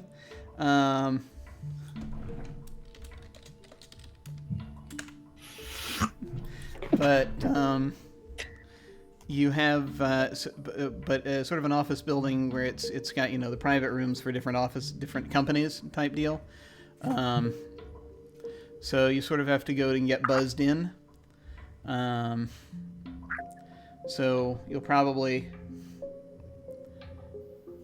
you'll do the thing, and then so you'll hear Virgil's voice come through, as you know there's a camera on you right now, and he's like, hey, good to see you. Okay, yeah, it's Hey. yeah, just okay, just a sec. All right, yeah, we're all right, yeah, we're good, and you hear the buzzing sound. Come on up. Thank you. Grab the door. Yeah. Quite the place. Yeah. And you go in, and this big metal door slams shut behind you after the three of you come in. And then there are these stairs, this narrow area. You have to sort of you would walk down. There's like an empty office on your right, and you have these stairs that you go up, and they spiral a tiny bit to a second floor. And you have another little corridor that you go, but there are a couple of branches. One goes left, one goes around into the right. You go around into the right, and it comes out into a sort of an office area, into what you see in front of you, an office area behind sort of a glass. There's a glass door that is unmarked, but nevertheless, it looks like there's waiting room furniture in there. Perfect. And you will see, and you actually will know that that even in and of itself is not the overlook room. The overlook room is a little further in. It's sort of behind another door. But you were able to go up. You open the door, and as you do so, you see that in the waiting room, you will see Virgil standing there. He looks like he's about probably in his 20s. Yeah, we went to He's a school little together, pale. so he's about Kai's age. Yeah. Yeah, So, he's yeah. of course, the thing about him is he stopped aging at a very particular That's true. point. That's a very good point. I forgot about that. Revenant problems. Yeah. Yeah. So he's Yeah. a little pale, but he hides it well. He's got he's about 6 feet tall. He has sort of a chiseled jaw that sticks out a bit, and he's got sort of black hair that's neatly combed back. He is wearing a kind of a more slightly casual suit. It's a of a sort. He's got the kind of a just like a jacket and a collarless shirt, or was it a collar? You know what I mean? The sort of yeah. Yeah. Not quite a Mandarin collar, but it's Yeah, I know which one you're thinking of. Picture it. And he is talking to a woman who is seated there at the on one of the pieces of furniture. She has blonde hair that comes, is a little bit messy. Some of it is up in is up in a bun, and then the rest of it is kind of down a little haphazardly. She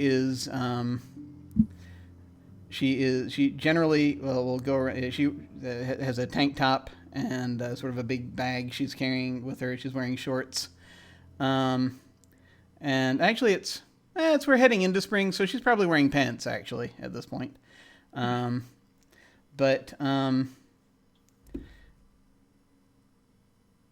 And they seem to be talking about as you're entering. She'll be like, yeah, I mean, I can look into that. What can we? You got something going on here? And he's like, yeah. Just a sec. Can you wait? Can you hang on a sec? Yeah. Now, this is someone that any of you might recognize. This person who is here. The funny thing is that for a very specific reason, the specific reason being that we created this person, but she's not attached to anyone specifically. So anyone who would like, so you're all going to know who this is. But since she's entering the narrative now, you may, if you wish, once again. I know I call this out a lot, but I realize that most GMs do not do this. But if you would like, you may do face namery on this one. Okay. But if not, I will tell you who she is. And what are we or rolling which with? faction? The faction is Mortality. There we go. Nice. Sure. I'm gonna get a second round of it because I got all those checks this time. I've already got my advancement. Excellent. I'm gonna roll like nothing though. We're back on those Manny rolls. Okay. Nothing. Oh no. So let's see. So, if I'm reading this right, Kai got a 7, Manny got a 3, and Mallory got a 10. Mm-hmm. So, everyone knows who this is. This is Roxy Everhart. And those of you who, and of course Kai had a 7, and so you will know a lot of the basics. Everyone knows that she works with stuff with the supernatural community. She analyzes stuff. She is, if she were a PC, she would be the veteran playbook. And she is, and she looks like she's like in her 40s.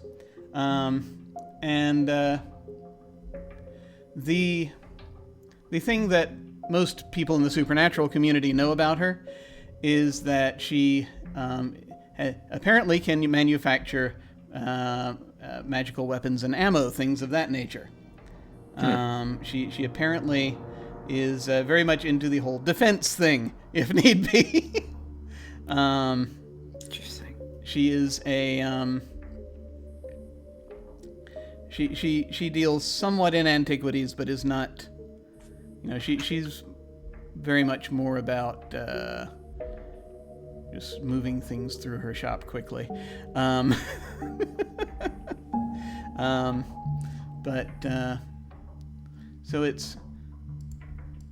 She basically is in a business that it's, as far as her mortal business is, it is somewhat it's somewhat sort of a antique antique purveyor, antique dealer kind of deal. But there's other stuff involved there.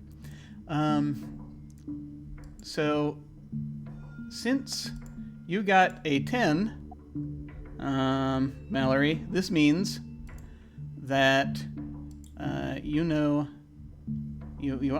can have either she owes you a debt, or something particularly interesting about her. You have I'm trying to read the thing off the sheet, Jim. There we go. You can learn something interesting or useful about them, or they owe you a debt. That's how it's phrased. Oh, I think knowing something interesting, I think it's more probably what their prior history is. All right, I will tell you that in just a second, because I realized that it's going to be more amusing if first I ask Manny. Manny, you do know who this person is. You may or may not have met them before. Do you believe that? But do you think you have? And if so, do you owe her? Oh, I'm sure I do. I'm sure there's some reason I owe her. I rolled well enough that it's very clear that I owe her. Okay. What do you think? Because yeah, I can see that since you both are sort of in the business of manufacturing arcane things, that you have there's a certain amount of overlap there. For you, of course, it's only a side thing, but at the same time, it's a thing that you do from time to time. What do you think you owe her? I think it's entirely possible that while Mr. Sharp provided Hell Thread, or like the special thread, I'm pretty sure that in order to actually get Hell Thread, I have to go to Roxy. And it's not an easy interaction, because I don't think that, like, it's like one of those things, it's like there's nothing wrong, like, but you just always get this vibe that they don't like you. You have no idea why you feel this way. Yeah. But just something about her makes me always think that she doesn't like me. Like, it's always just very stilted interactions. Possibly. I mean, there's this thing No where... idea what she actually thinks, but we just never mesh. I think maybe, though, probably then, she probably, on faith, let you have Hell Thread with the understanding that you would be paying her back later. Because she she actually is a bit of a soft touch for that sometimes. That said, though, you do know that she is fully capable of collecting on that debt if need be. Yeah. She has... It's nice. You realize that Great. She probably is carrying a gun in there that does not operate the way a normal gun does. But Probably at least one. yeah. But that said, Mallory, you know something interesting about her. So here's the thing that you know about her. You know that while there are rumors that she is on the run from something from the U.S., you have a little more insight into it. I'm not sure how you learned this. There are a few different ways you might have learned this. But she is on the run from her ex-husband. Her ex-husband is some kind of powerful undead. Ah. She knows a lot about the undead as a result. He's, from what you've gathered, he apparently has, he's not a ghost. He has a certain degree of, apparently he's possessed of some powers, some arcane abilities. Apparently he can walk around in the day. And Roxy is terrified of him. There is something that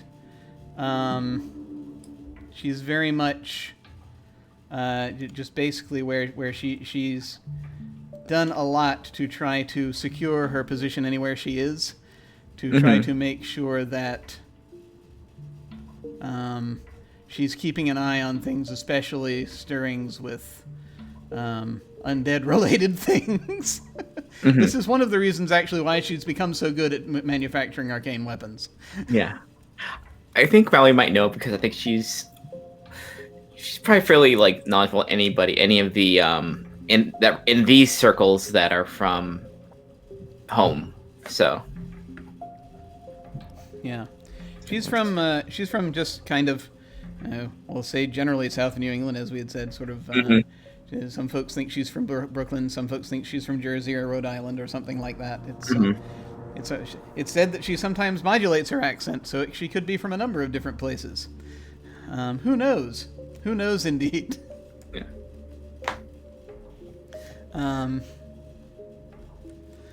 But you do know that much. Like, ooh, I'm wondering if Roxy's like uneasy about other people from Americans in this thing, because I mean, she's in a like one of the top tourist cities in the world, so she's kind of calmed down from that at this point. Mm-hmm. She's been here a few years, but she kind of will nod and as the and sort of stand up slowly as the three of you come in, and she just sort of like, oh hey, and she knows Mallory best probably of you three, but she's probably, and she also knows Manny. I don't know if she knows Kai or not, but Kai knows who she is. But that's sort of, she's probably at least has a passing familiarity. Hey, Roxy, hey, you're Mallory. here. Hey, surprise. Yeah. Everything You going? got a meeting with whoever it is he's got cooped up in there? No, just always on the clock. You know how it is. Oh God, I do know how that is. Well, it Crazy. it certainly keeps all this going. Yeah, no kidding. And at this point, Virgil will look over and say, okay, well, excuse me just a second. And as he just sort of moves around to look, to talk to Kai, to get Kai, is it just going to be you, or did you need to have them here with you also for this? They can be out here. They they're can be out here here. because That's this fine. is sketchy, dude. Yeah.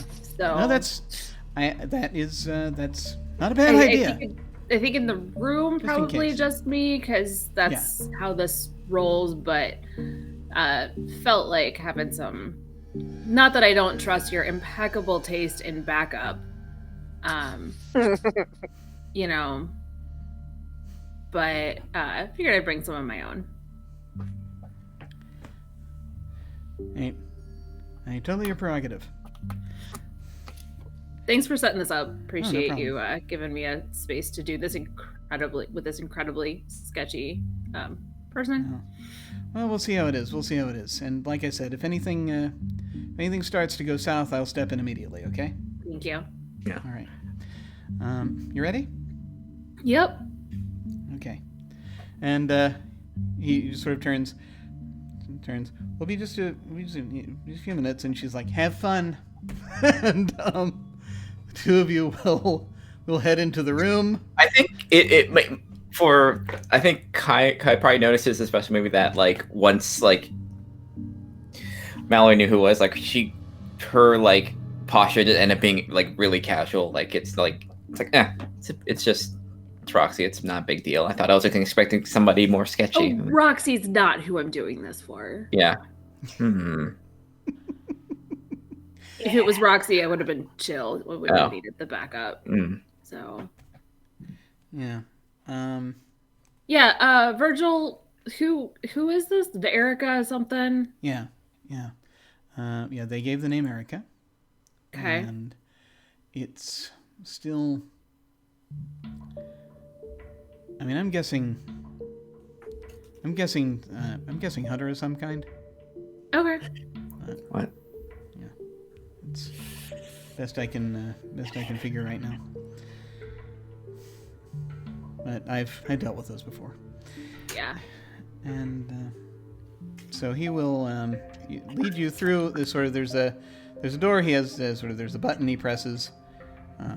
I'm gonna think he probably has like he's rigged up a remote for it.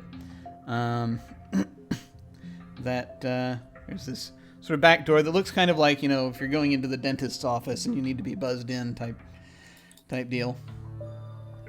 And you're gonna head into this room. I will say the one thing that the camera is gonna see in the waiting room, just sort of as you folks are heading in, and just as the door, right after the door slams shut, is the camera will briefly see Roxy turning to Mallory and Manny, and just sort of asking, is it just me or is he getting jumpier? Hunter. He's Yeah. a little on edge. There's something. He's got something. He's Not always like that. stirring up. Well, yeah, I think he's got. Well, his imperative might be kicking in a little bit right now. Good reason. That's my theory. Could be. Could be. And we're gonna go now into the overlook room. The overlook room it's actually not that. It's not as impressive as it sounds, really. It's just like a hotel conference room. Yeah, kind of. It doesn't even have necessarily. It's very simple. It's a very simple setup. You have but it's the security around the room that's actually pretty good. You have a you have a table that's sort of long enough that you can't lunge at each other over it. Wise. Couple of chairs. He's gonna stand.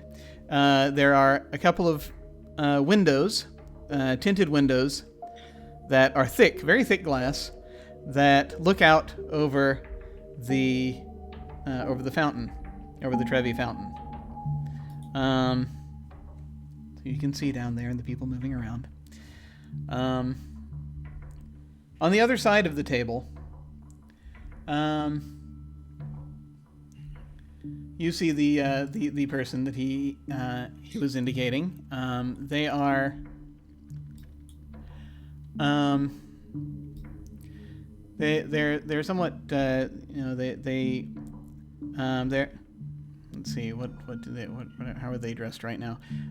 Probably actually very simply they're wearing a sort of a green sweater that is not bright green. It's more sort of army green. Kind of sweater that hangs loosely on them. They're pretty.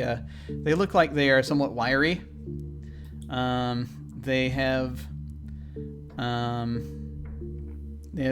short hair, very short hair, and sure, they're Asian looking, relatively.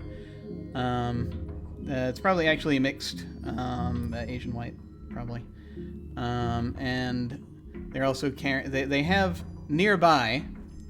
They do have a knapsack. That's also sort of this green knapsack that's sitting against the. It's actually sitting against the window. And they were sort of lounging in the chair across, and they sort of they sit up as you come in.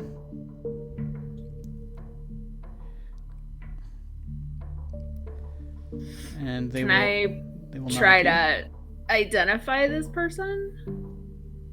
Put a face to a name? Yeah, you can do that. You will do that with mortality again. Mortality, okay. Nope. That's a 5. I feel as though you have absolutely no idea who this person is. I have no clue who this person is. Okay.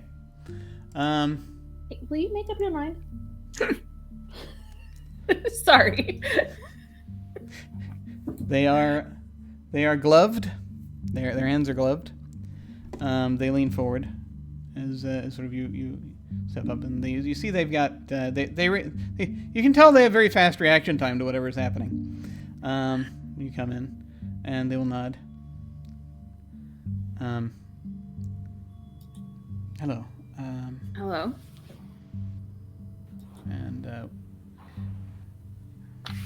And at this point, Virgil will kind of pull out the chair for you, and then he will stand off to the side.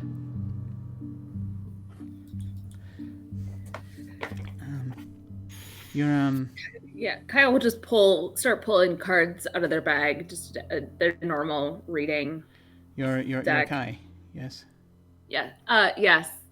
And you are Erica, yes. Correct? Yes. Okay.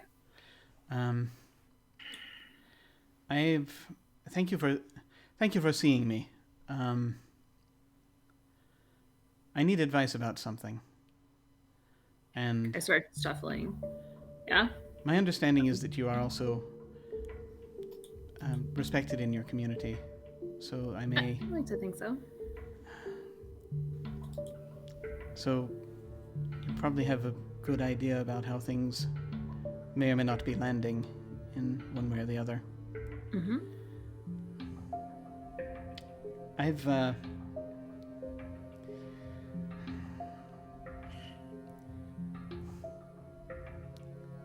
I did some things recently, and for the first time in quite a while, I'm a bit at sea about them. I'm hoping that talking to you might help provide me with some degree of clarity. At sea as in you don't know how you feel about them, or you don't know why you did them? Well, more, it's got to do with how I feel about them. Normally, I was trained not to worry about these kinds of things. You just act. You do what is right. But Right. it's much more complicated now. And I'm not sure if what I'm doing is right. I want to be doing the right thing. It used to be very simple. Can I ask what? You don't need to give me details. Okay. Just generally, what are we talking? Did you steal something? Did you unalive somebody? Whatever euphemism we want to be using. Generally, what level? What arena are we talking? Just to let me contextualize things a little bit. Well, it's not that so much, but that Good. there may be some of that happening as a result of things that I have set in motion.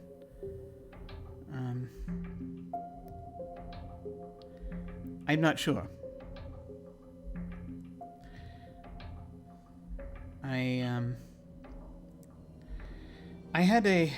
There was a trust that I was given, that I realized the ones to whom I gave that trust were not all that I thought they were. And I came to understand that someone that I care about could be greatly harmed. So I have betrayed that trust in the interest of the one that I care about. Okay. And you don't know how you feel about that? I'm not sure. No, it's hard to say. It's because on the one hand I feel like perhaps I don't know what the right thing is anymore, but I think I'm doing the right thing. I'm keeping her from being harmed. But that always sounds like a good thing. But at the same time, there may be people. much harm coming. I have faith that there will be an understanding that it is a good thing that is coming, but there are now too many other people in play, and I just am really, I suppose, looking for advice. That's fair. Kai's been shuffling this whole time, and do I get any kind of bead on Erica as to, I don't know what the system equivalent of an insight check is, well, as to that whether would be- she is bullshitting, or sorry, they are Oh, sure. bullshitting me, or this is a genuine. There is Right. figure someone out. Yes, that. Which is a roll with mind, and that can kind of give you some questions on them.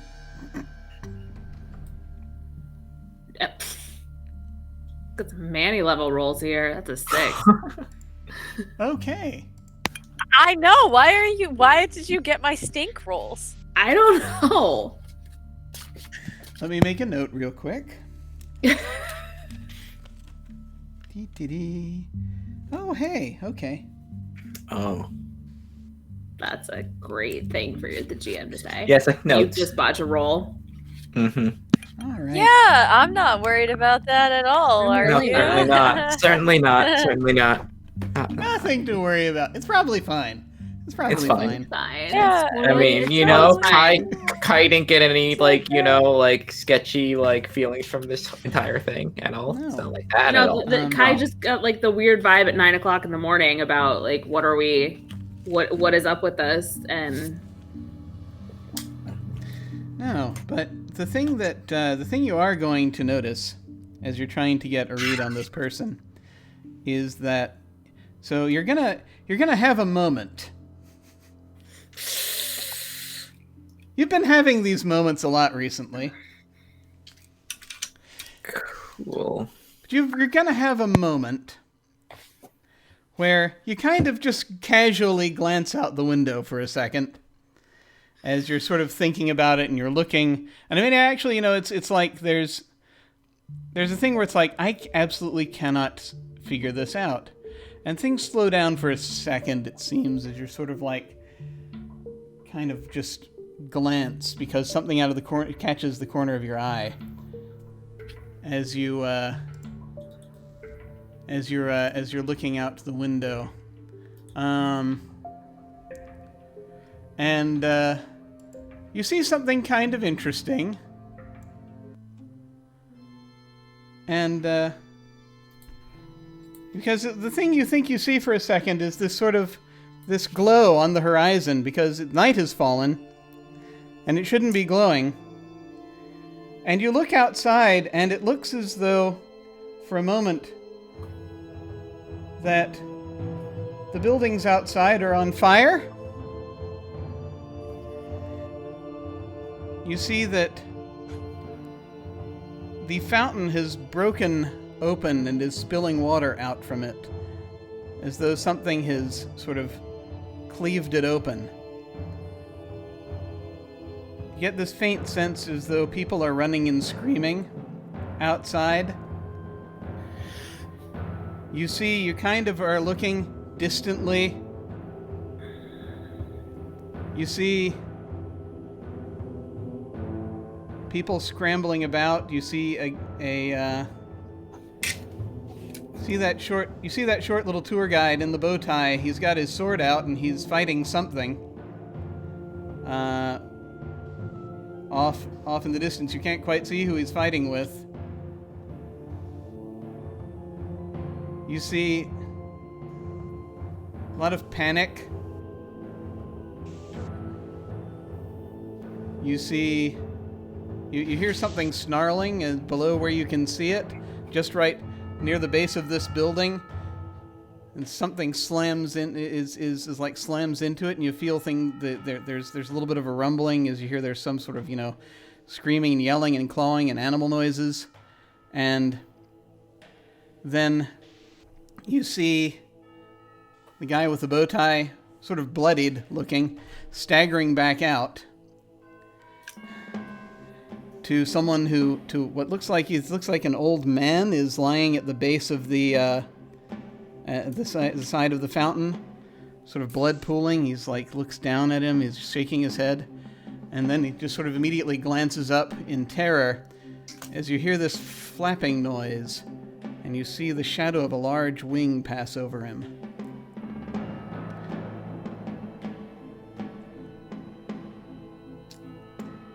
And then you snap out of it, and for a moment you blink, and then there are people down there, once again, taking pictures of each other. The fountain is flowing normally. And people are chatting with each other, getting gelato. Everything looks normal again. Okay. Hey, That's fine. Oh, hey, we're another hour in. Should we take another break now?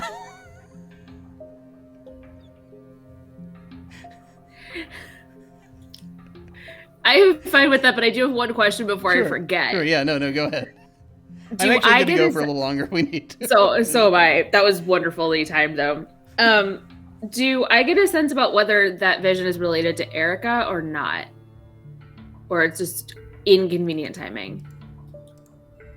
You're not sure, Okay. but it feels like it might be. Okay. And they're here. I just want to make sure I understand what their questions were of Kai. Doing the right thing because they had a trust with people that then they betrayed for somebody that they care deeply about. Yes. And as a result, harm might come to unspecified people. That is correct. Okay, that sounds a lot like what I just saw. But then again, it's like you can put anything together. Kai will, I kind of shake it. Oh, I'm so sorry, shake it off. Are you all right? Yeah, it's sometimes it's how the process works. Oh. Sometimes it just you see things, and at this point, Kai is flipping cards over. In my getting a read and figuring out Erica specifically, I would like to figure out: have they ever had a tarot or card reading done before? Do they know what they're in for? Like, do they have an idea of what this? You get the sense. Usually, when you start doing this, usually you can tell if they know what to expect or not. Okay. And it seems as though, from what you can tell, Erica's a little trepidatious. It's like you think they are maybe, they're not. You don't think they've had a tarot reading before. Okay. You think they're a little bit uncertain about things. It's like they might be vaguely familiar with they're gonna recognize death and the devil, but they're not really gonna know what Seven of Cups is. Okay. Well, yeah, and it's like they seem to recognize the symbols for the most part. They don't seem to be too. They as far as you can tell, nothing seems to surprise them on the cards. They're not sure how to react to the cards, but they don't know what to do. Okay. So, Kai shuffled, gave the deck to Erica to cut. That's their process, is have the client cut the deck and then starts flipping some cards over. They do that. Yeah. And just at the chat, being an oracle was so much easier a year ago. It really was. Like, there was harp music and wine. You just needed a volcanic vent and you were set. Yeah, you were fine. So, I mean, the card. do I want to be an oracle millennial ago? Kind of. Make up some stuff. Yeah. Right? Kai, the cards Kai flips over are not. I mean, you can twist any tarot card to be any meaning you really want. That's the beauty of it. But in combination, are not super stellar. It's like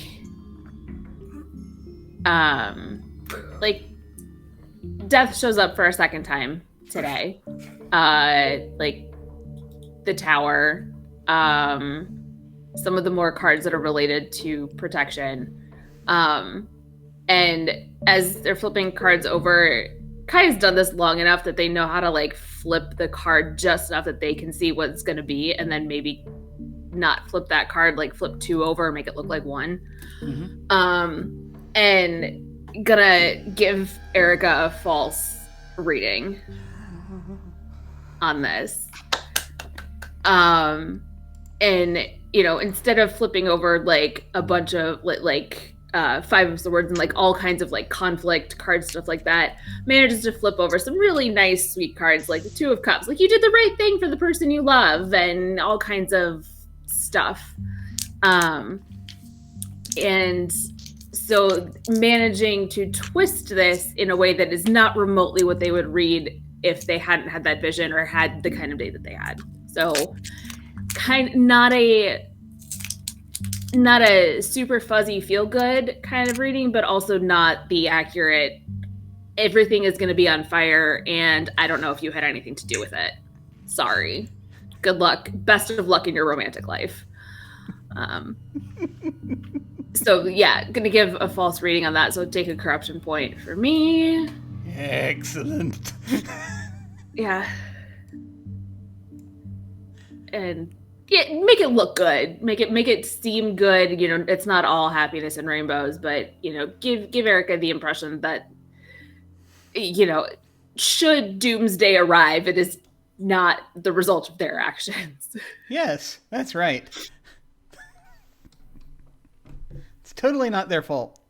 It's not their fault. Again, good luck in your romantic endeavors. You made the right choice. Take care of the people you care about. It's, you know, the tower's bricks are going to fall. You can't really do anything about that, but there's a limited number of bricks. Eventually they'll stop falling. Okay. Thank you. Good. Does that help with your Yes. confusion? And okay, good. I'm glad. I appreciate this. I was trying to make a decision, and I think you've really helped me make it. Ugh. It's going to work out. Gulp. Good. I'm glad this was beneficial, and thank you for meeting me here. I know it's a little unconventional. I appreciate when I'm meeting a client for the first time and I have no knowledge. Sometimes I like to take a little precautions. I'm sure you can understand. And they stand up and they're gathering their things a little bit, and they're kind of smiling a little bit as they do, as they get their gear, and seems to be approaching in a friendly fashion, which Virgil is watching carefully when this happens, so as this is happening. So it's up to you if you decide you invite them getting closer or not. With the day Kai has had, with the vision they just had, and the cards they pulled over and bullshitted, absolutely freaking not. Okay. Yeah, you're easily. Yeah, they don't push it or anything, and it's very easy to move or continue moving around the table, and they won't push it. But did we establish somewhere how Kai is getting paid for this? Oh, that's an excellent question. I would imagine that Virgil would have communicated to Erica. Totally. No, yeah, totally. Erica's going to whatever your fee is. Erica's basically is reaching into their gear and taking out some money. Thank you. We'll place a number of euros on the table. An unspecified number of euros. An unspecified number of euros. In doing so, a goodly sum. A goodly sum of euros on the table. And actually, as they're doing so, they'll be like, "Is it? Sorry, is it appropriate to tip?" I'm never gonna turn down a tip if you would like. I appreciate that. She puts an additional many euros down. Oh. And Gelato's on Kai tonight. Yeah, and they put additional. They put many euros down, and they will look up at you and they'll say, and just sort of smile, almost beatifically, and like, "Everything's going to be okay now for everyone. It's going to get a lot better. Thank you." And they will turn and... The second time today someone has told Kai that, and the second time today they don't believe it. Although it's clear that Erica believes it. Yes. But they head out.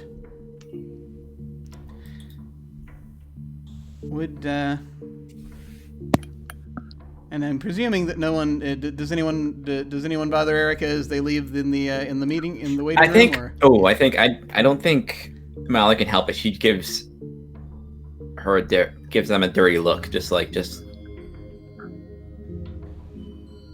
like a glare. Let's see. As you do that, I am wondering something. No, it's fine. It's fine. Everything's fine. Erica kind of steps back for a second as you do that. Kind of, It's a thing you can kind of tell when someone who's been through combat and trained in combat, they can immediately react very quickly if need be. They immediately sort of pull back a little bit more on the defensive when you do that. Is the hunters out of earshot?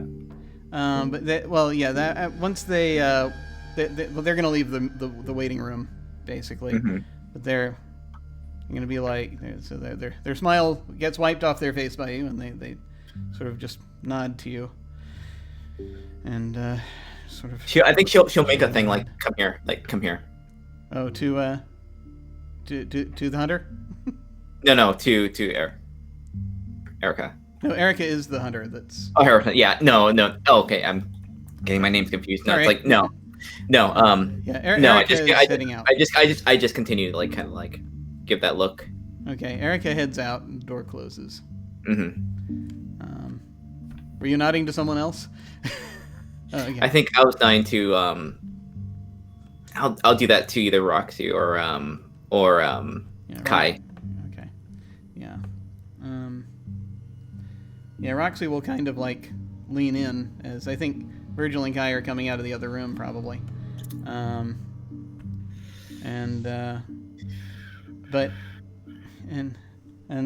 Roxy's like, no, that's unusual. The fuck did they want? So normally I don't disclose, it's not like an official privileged information, but just for confidentiality, I normally don't disclose what I talk about with my clients. But this seems like they betrayed the trust of somebody for somebody they care about. Normally, I don't care. That's fine. That's you do things for love and family and people you have feelings for. That's fine. But mid-reading, you know those visions I was telling all of you about earlier today, and how they're getting more I have a quick question. Yeah. Are you telling them this in earshot of the NPCs? With Roxy and Okay. Virgil, but Sure. not Erica. Erica has left. Yeah, Erica's gone. Yeah.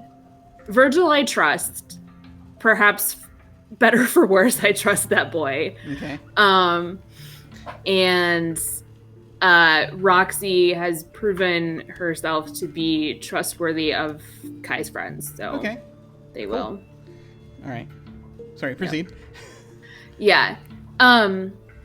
Directing the comment about the visions to Mallory and Manny, and then look over at Virgil. Oh, P.S. That's happening now. Saw something while doing their reading about the city being on fire, fountain being split open, monsters, blood, death, swords, the works. Also, it was the second time today out of 2 totally different decks that I pulled death for somebody, which I know, we all know it doesn't mean literal death, but symbolism is a thing. So, shit's getting real weird in my life, and felt like I needed to tell somebody about that.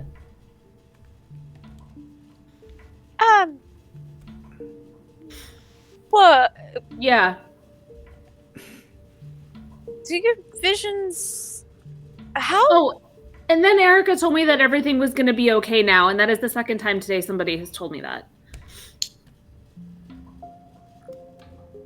Was it the kind of I know something feeling? Earlier today certainly seemed to be somebody knew something I didn't. This seemed to be creepy, but not necessarily directed at me. I don't like that. I don't like I any don't of this. like that. I don't like either. this hunter being around here. I don't Saying things like that. Do we out of character No. question? Or no, I'm gonna look at Virgil. We'll do this in character. Okay. Where did they come from? How did they connect with you? Are they from around here? I mean, they either here or further west. I mean, that's they're Italian, but It's a big country. I got yeah. I think, and just from looking, he says, sort of looking things over. I think their last name is Valenti. But how long have you been having? Like a week. You've been seeing more things. It's been like a week. Anything else really bad? Well, I haven't been sleeping because there's been nightmares. I've been seeing visions and seeing messages in like newspapers. You know, when they get scattered and like all the words jumble up, like that actually makes sense to me now. Also may have contacted a mafia wizard. And he immediately straightens up the moment that you say that. The mafia wizard bit. Yeah, he says, Delphina Jenna? Yeah? You contacted her? Not intentionally. I was trying to do something else entirely and just like ended up in her living room. What did she want with you? It seemed to be really unclear. Something about she was going to talk to me tomorrow. You cannot trust her. I wasn't planning on it.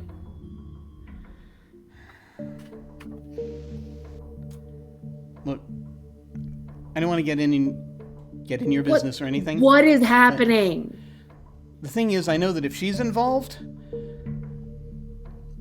can't be good for anybody.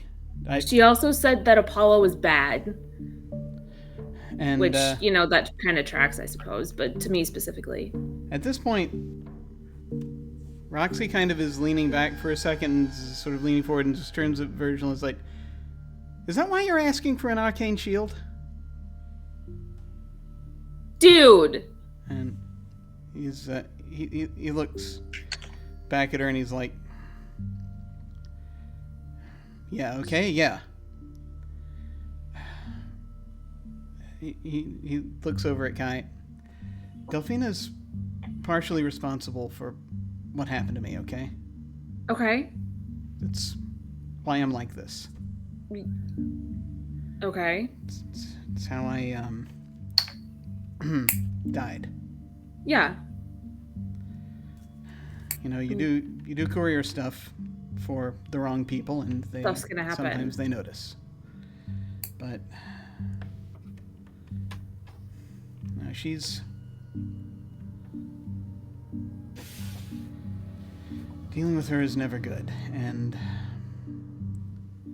she seemed, it was several weeks ago, seemed very concerned, I think. And very insistent that Apollo was bad, and I have no idea what that means. Besides that, I should probably like run, and I don't really know what's happening. And then I look at Mallory and Manny and just kind of shrug emoji at them, like Manny's just scratching her head a bit. Ooh, a lot. This has been a day. It's been a day. Roxy kind of leans back. Apollo's bad. I mean, Apollo is trapped in Olympus. They're all kind of stuck up there right now, most of them. Not all of them. Well, I think I might like Apollo specifically to stay there, given what everybody's told me. And by everybody, I mean like one person and a feeling.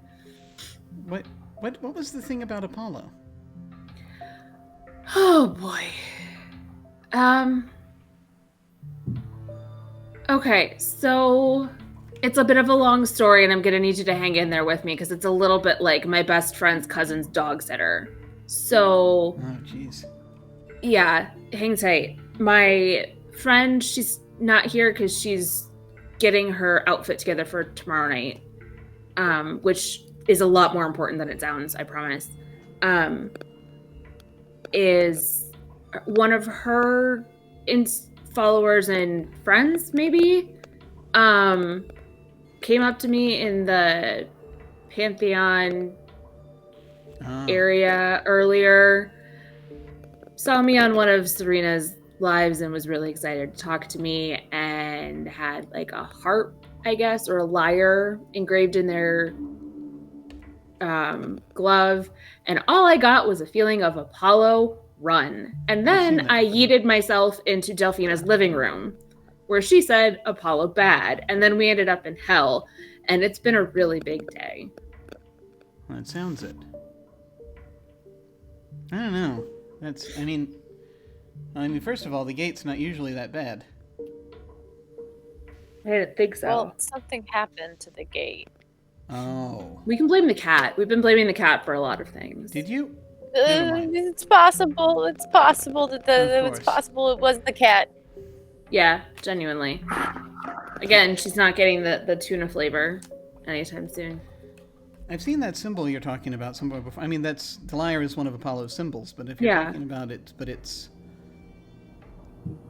was involved. And with... she was also the one earlier today to tell me that everything was going to be okay and I could talk to her, and I've never met that person before in my life. Oh, you got something going on. Yes. Very much. No, this sounds familiar. Actually, this sounds familiar. I need to look some things up. Familiar like what? Let's see.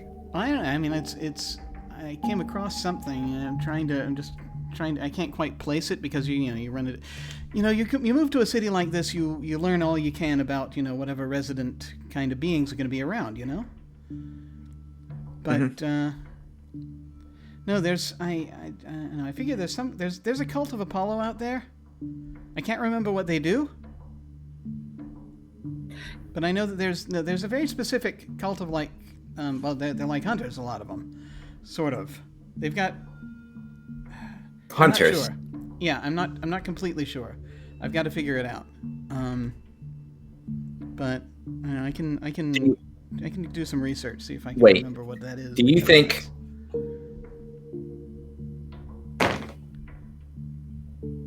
Do you think what that was about? That can't be coincidental. And the way that one carried herself? No, I mean, she's got to be a church hunter, if anything. Sure. They've got to be a church hunter, if anything.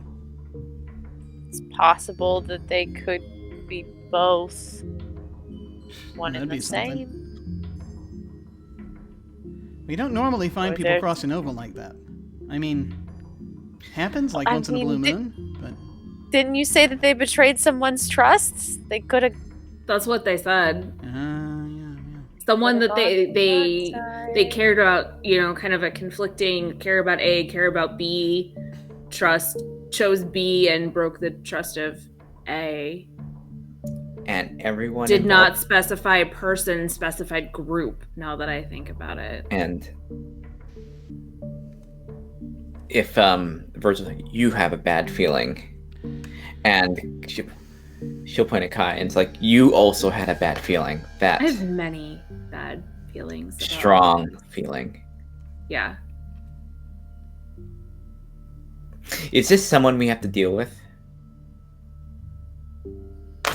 Deal with how? Questions. And then you go from there.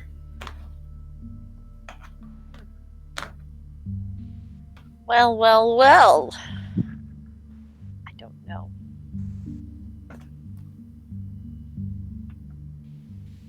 Kai, is it possible for you to recreate what that reading would have been if you had not I didn't shuffle afterward. So they're still all on top, and I can flip the cards back over. It's funny. A lot of people have been asking about things that can take out angels recently. I didn't think it was much, but it was a little weird. Oh, that's good information, Virgil. No, that's Roxy. Oh, Roxy. Good information, Roxy. Sorry, I don't mean to come at you. It's obviously been a day, but take out angels. Yeah, I don't know. If that's fine to do all this, but if there's some kind of, I don't know if there's some kind of ideological war going on or something between hunters. I mean, I think I heard something about that. Wasn't one of the rumors we set up in the beginning like one of the hunters was banging a vampire or something? There was that we also heard that there was that, and there was also the rumor that the werewolves and the Vatican are going head to head right now. Yes. Cool. Yeah, and the vision I certainly had does not end well for... That did not seem to be A versus B. That seemed to be everybody versus everybody. That was very much a PvP zone. And That you would Yeah. enter into a battle. I mean, why are we watching this on? Why does Miss Fortunato want the Fae to watch that guy? This all seems. This is all very bizarre. I don't like it. And at this point, Roxy just is like, when you mentioned Fortunato, she's like, ugh. She just stands up at this point. She's like, look, Virgil, you want to text me the details or something? Because I think that about, what you're going to need. I think I got a better idea of what kind of shield you're looking for now, actually, now that I've heard this. Hermetic, right? Yes. Okay, fine. You want to text me the details? I mean, if you're going to bring Fortunato into this is... Who is she? Wait. What? Wait. Fortunato? What do you know about? Well, I mean, What do you know about Fortunato? I know. I don't know exactly. I know she's got to be an Olympian. I mean, it's kind of in the name.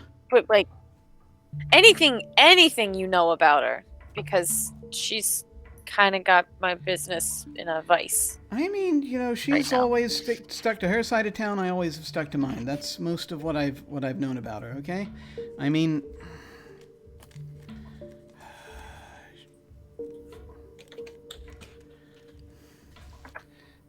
There's other stuff I don't want to know. I got suspicions, but I don't want to know. It's none of my business. You know anything about a nuncio?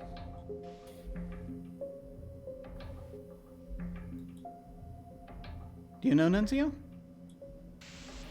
Not directly, but I know of him. Trying to get this one to get me an invite. And she says, looking at Virgil. Virgil's like, that's kind of hard sometimes, okay? It's, you're best off just hanging out at the fountain around midnight.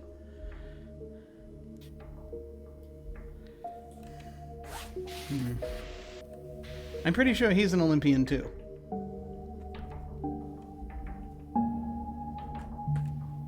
Alright, well, wonder why she wants us to watch him then.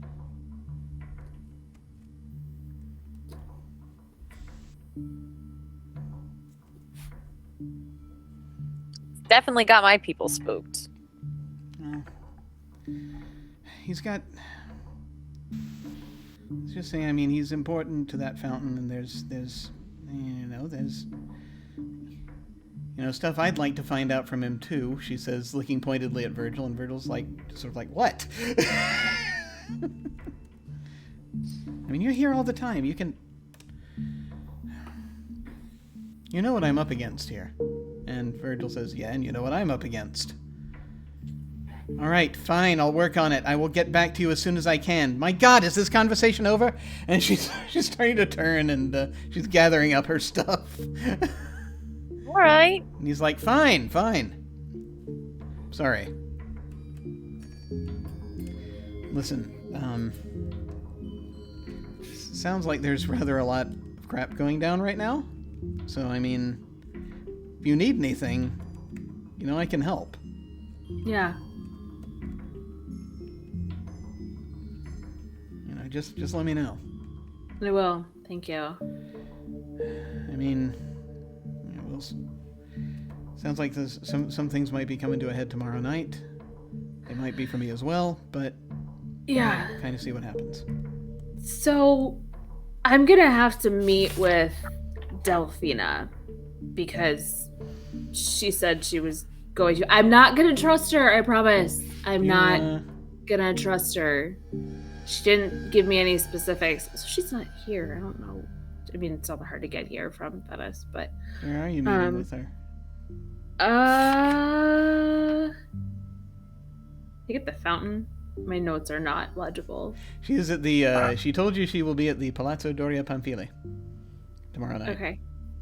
And that The is Versace. the Versace thing. Yeah. Okay. The Versace thing. Thank you.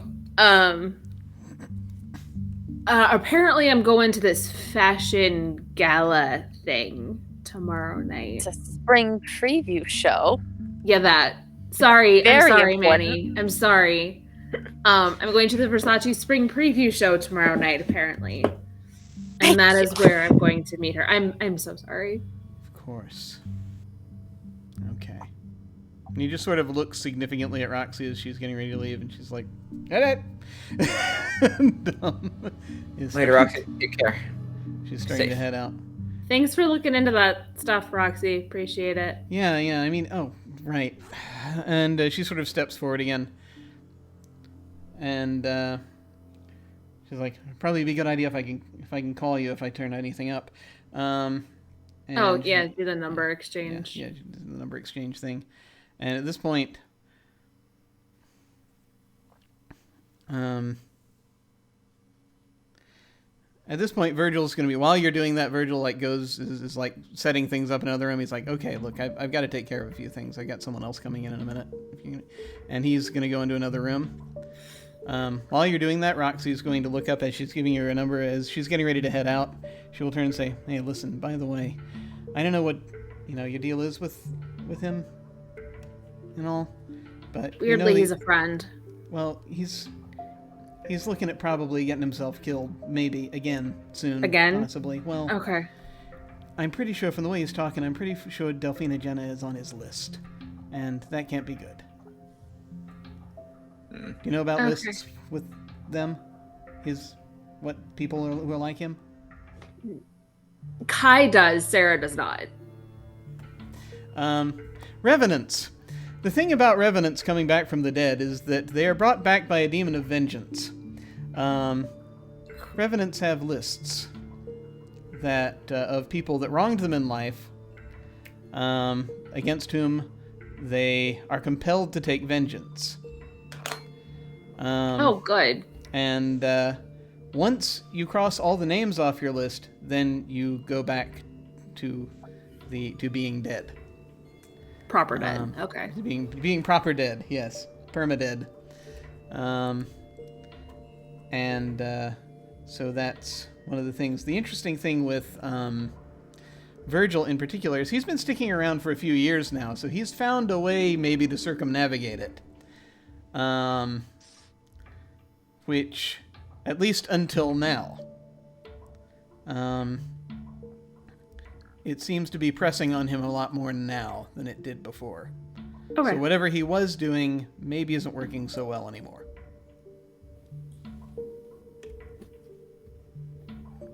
Yeah, I know about him and lists. So yeah, the Okay, Mafia so- Wizard on his is probably not that's excellent.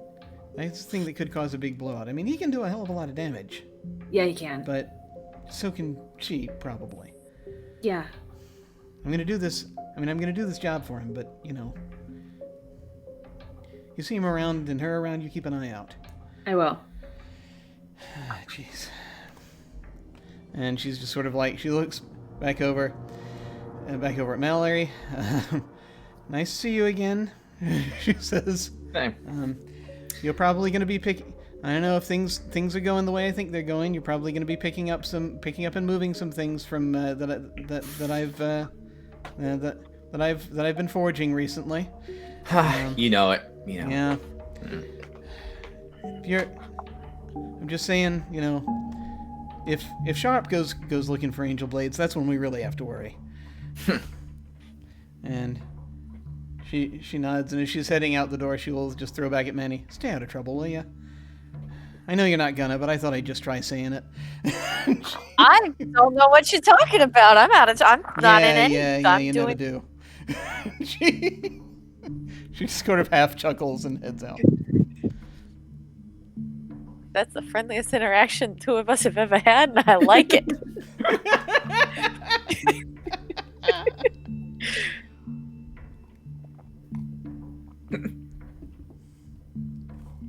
And Right, Virgil well. is still available in this room, in this office, if you have anything else you want to do with him, but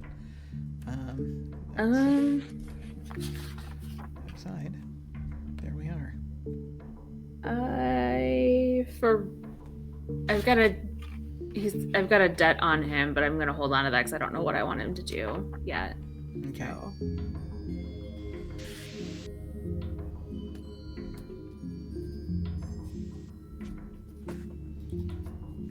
But yeah, Kai can recreate that reading pretty quickly. Yeah, if- I would be curious if it would give us more direction if you recreated that reading.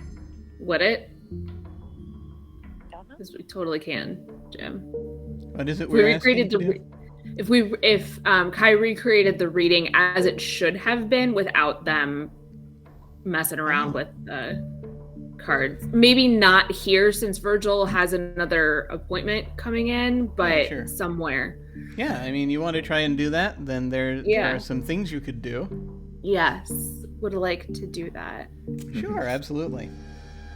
Where would you like to go to do that? We can go to Kai's apartment and get takeout because it's past dinner time. That always works. Mm-hmm. Yeah, that's not too bad. Yeah, that's not far from where you are. Mm-mm. Okay. So you're going to head out through the various city streets. It is now proper dark. Yeah, the vampires are out. There are not that many actually in the city. There are a number of them. Their population is kept kind of strictly Under control. Under control by their leaders, by their leader. And Stay that way. oh no, they know what they're doing. There are not many in this. There are not quite as many in this city as you would expect there to be, but the ones that are here are, shall we say, rather potent. So you head back sort of to the edge of Old Rome, where you have the church. I'm going to ask briefly now, just as a quick question. Meta question. We can go for another bit, if you like. We've got in about 15 minutes. We'll be at kind of 3-ish hours. So do you want to just go that amount of time and then maybe whatever it takes to get just finished and just do that, or did you want to take a quick break and then come back and if we need to stretch on a bit? I'm good either way. I'm good to keep going. I kind of have it's 9:20 for me, so Yeah. not a I whole actually- lot longer. I need to go to bed at a reasonable hour because Yeah. I I've have heard to of be this up bed for thing. work. I've heard of this bed thing. Okay. I normally would be like, let's just go all night, but I actually have to be available and human for work by 6 in the morning tomorrow. You've got one of those human jobs. Ew. Human jobs. It's okay. So normally I can roll out of bed at 9 a.m., go to my computer, and I'm good. But no, tomorrow's a special day, so I gotta be available at 6 a.m. Well, that's perfectly understandable. Ew. Some of us have to do the human thing from time to time. It's okay. Mm-hmm. It's all right. It's fine. It's fine. It's fine. It's fine. It's fine. So when we'll resume. You then you head to this old church.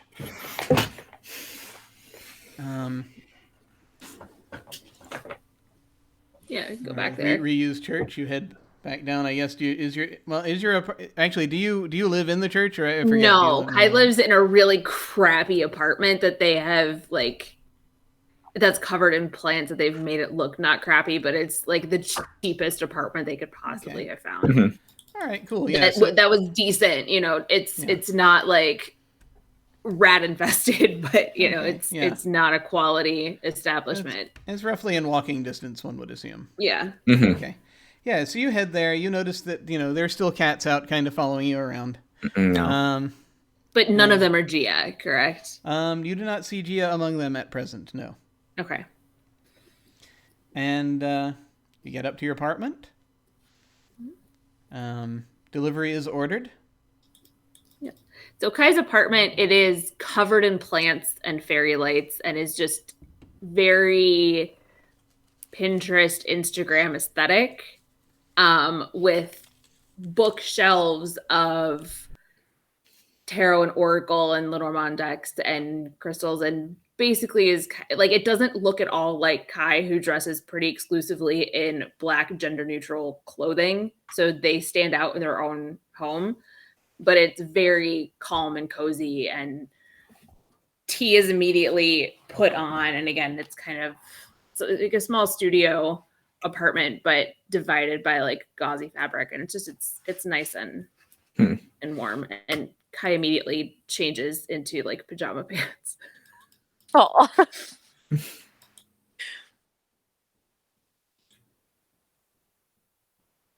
So yeah, and then on the kitchen table flips out the cards as they should have been for Erica's reading. So most of them are still what they pulled for Erica, but a couple of them are like, there's a few extra cards that they didn't give for Erica. So, would you like to let it out? I would, which is advanced because I'm a conduit for myself.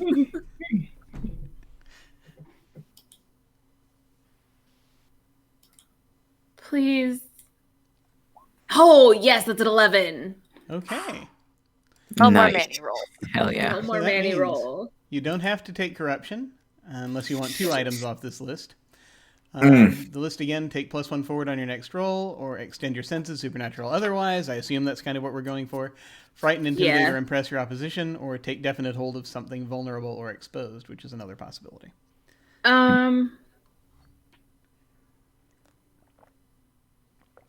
I would like to definitely extend my senses supernaturally into determining this, and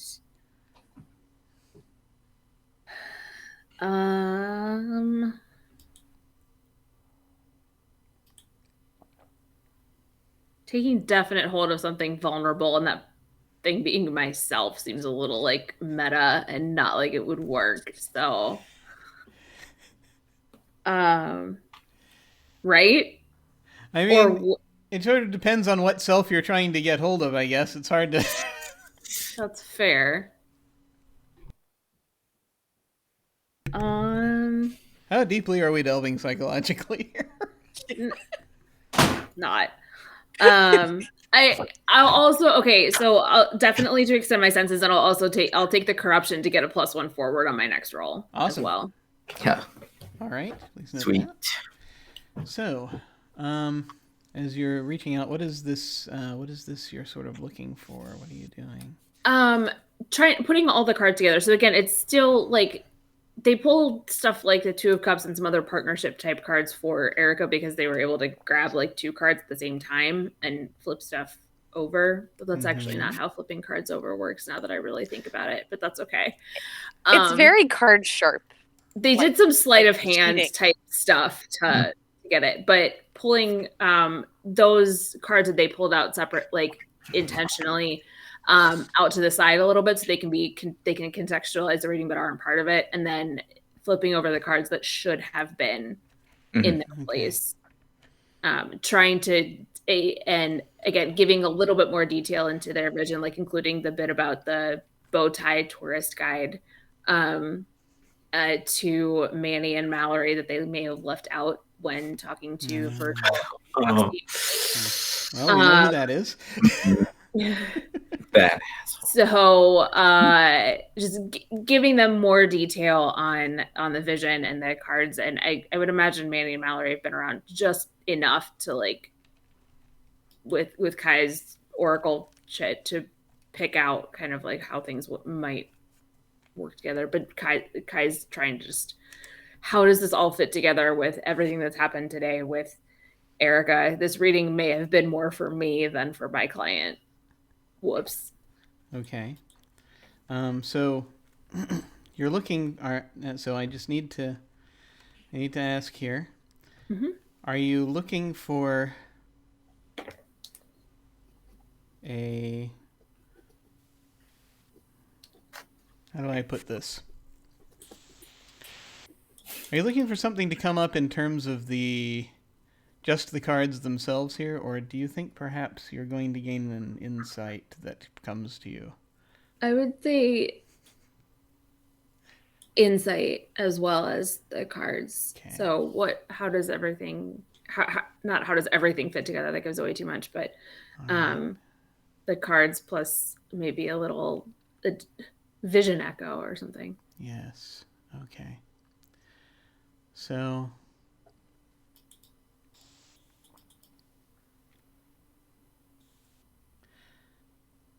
I feel like you're getting this impression, and it doesn't appear suddenly like these have before. This is just feels a little more controlled.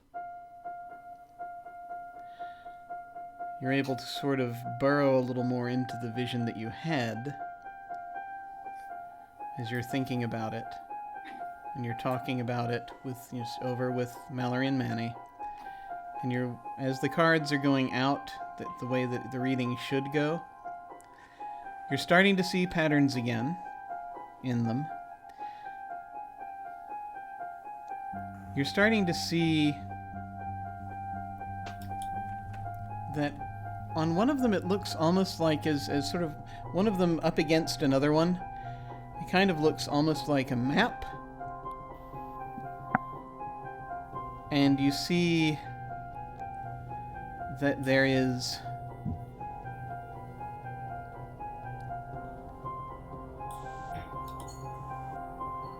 on two sides, you see, it looks like the Tiber River.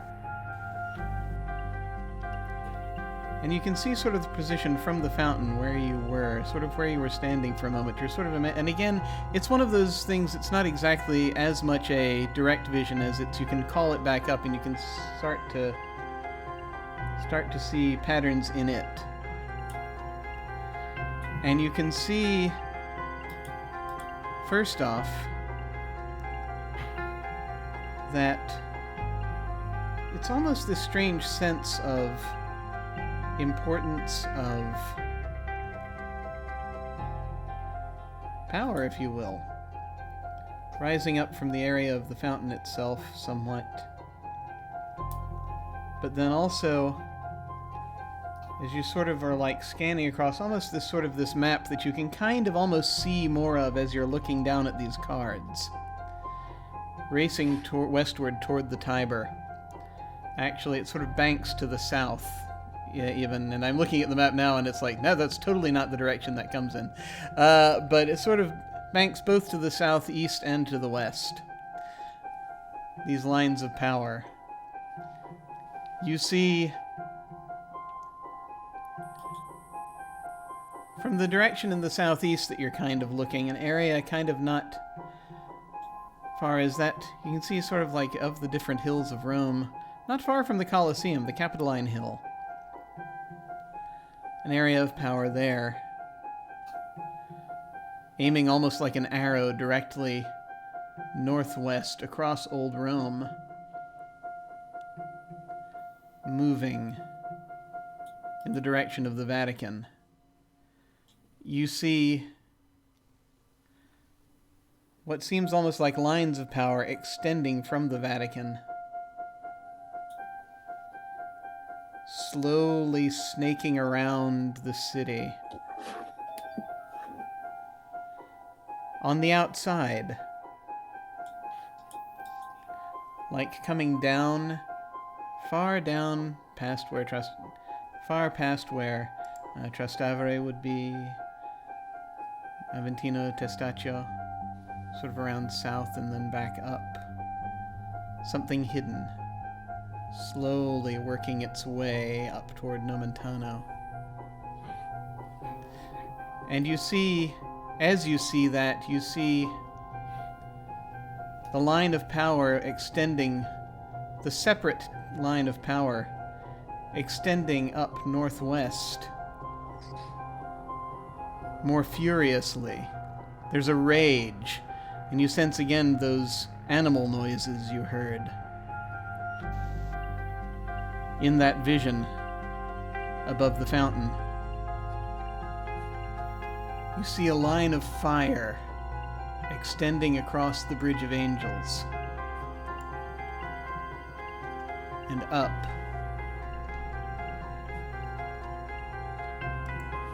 Up across to the castle that sits there.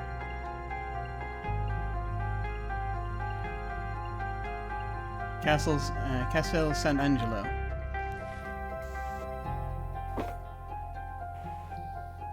The bridge flanked by angels.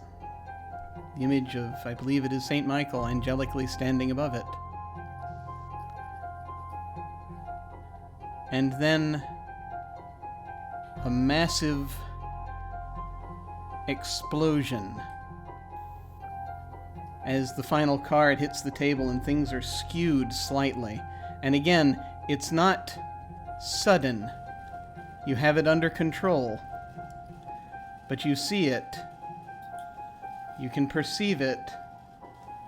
This explosion of power rising up from Castle Sant'Angelo. Streaming forth. Rising higher and higher. You can't even make out what it is. But you can see the shadow of its wings envelop the city.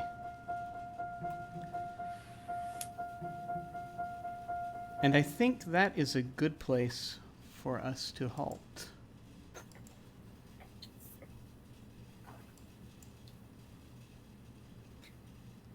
Totally fine.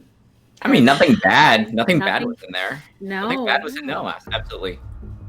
Yeah, no, we're I mean, good. the We're Vatican good. We're great. exploded. That's fine. You know, It's absolutely fine. that's fine. You know, Yeah. demons, we don't like them. So, you know, It's absolutely fine. it's great. I mean, It'll be absolutely fine. It's perfectly natural, perfectly normal.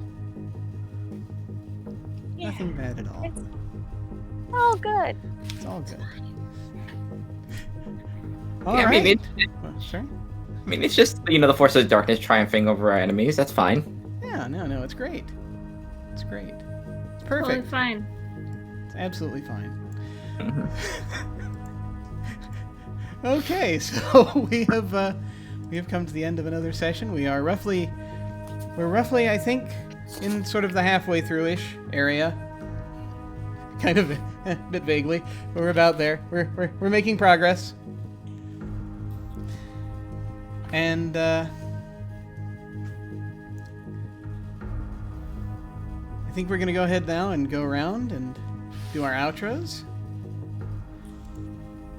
Feel free to plug anything you like, tell folks where they can find you, and feel free to give any final thoughts you had about this session or favorite moments or what have you.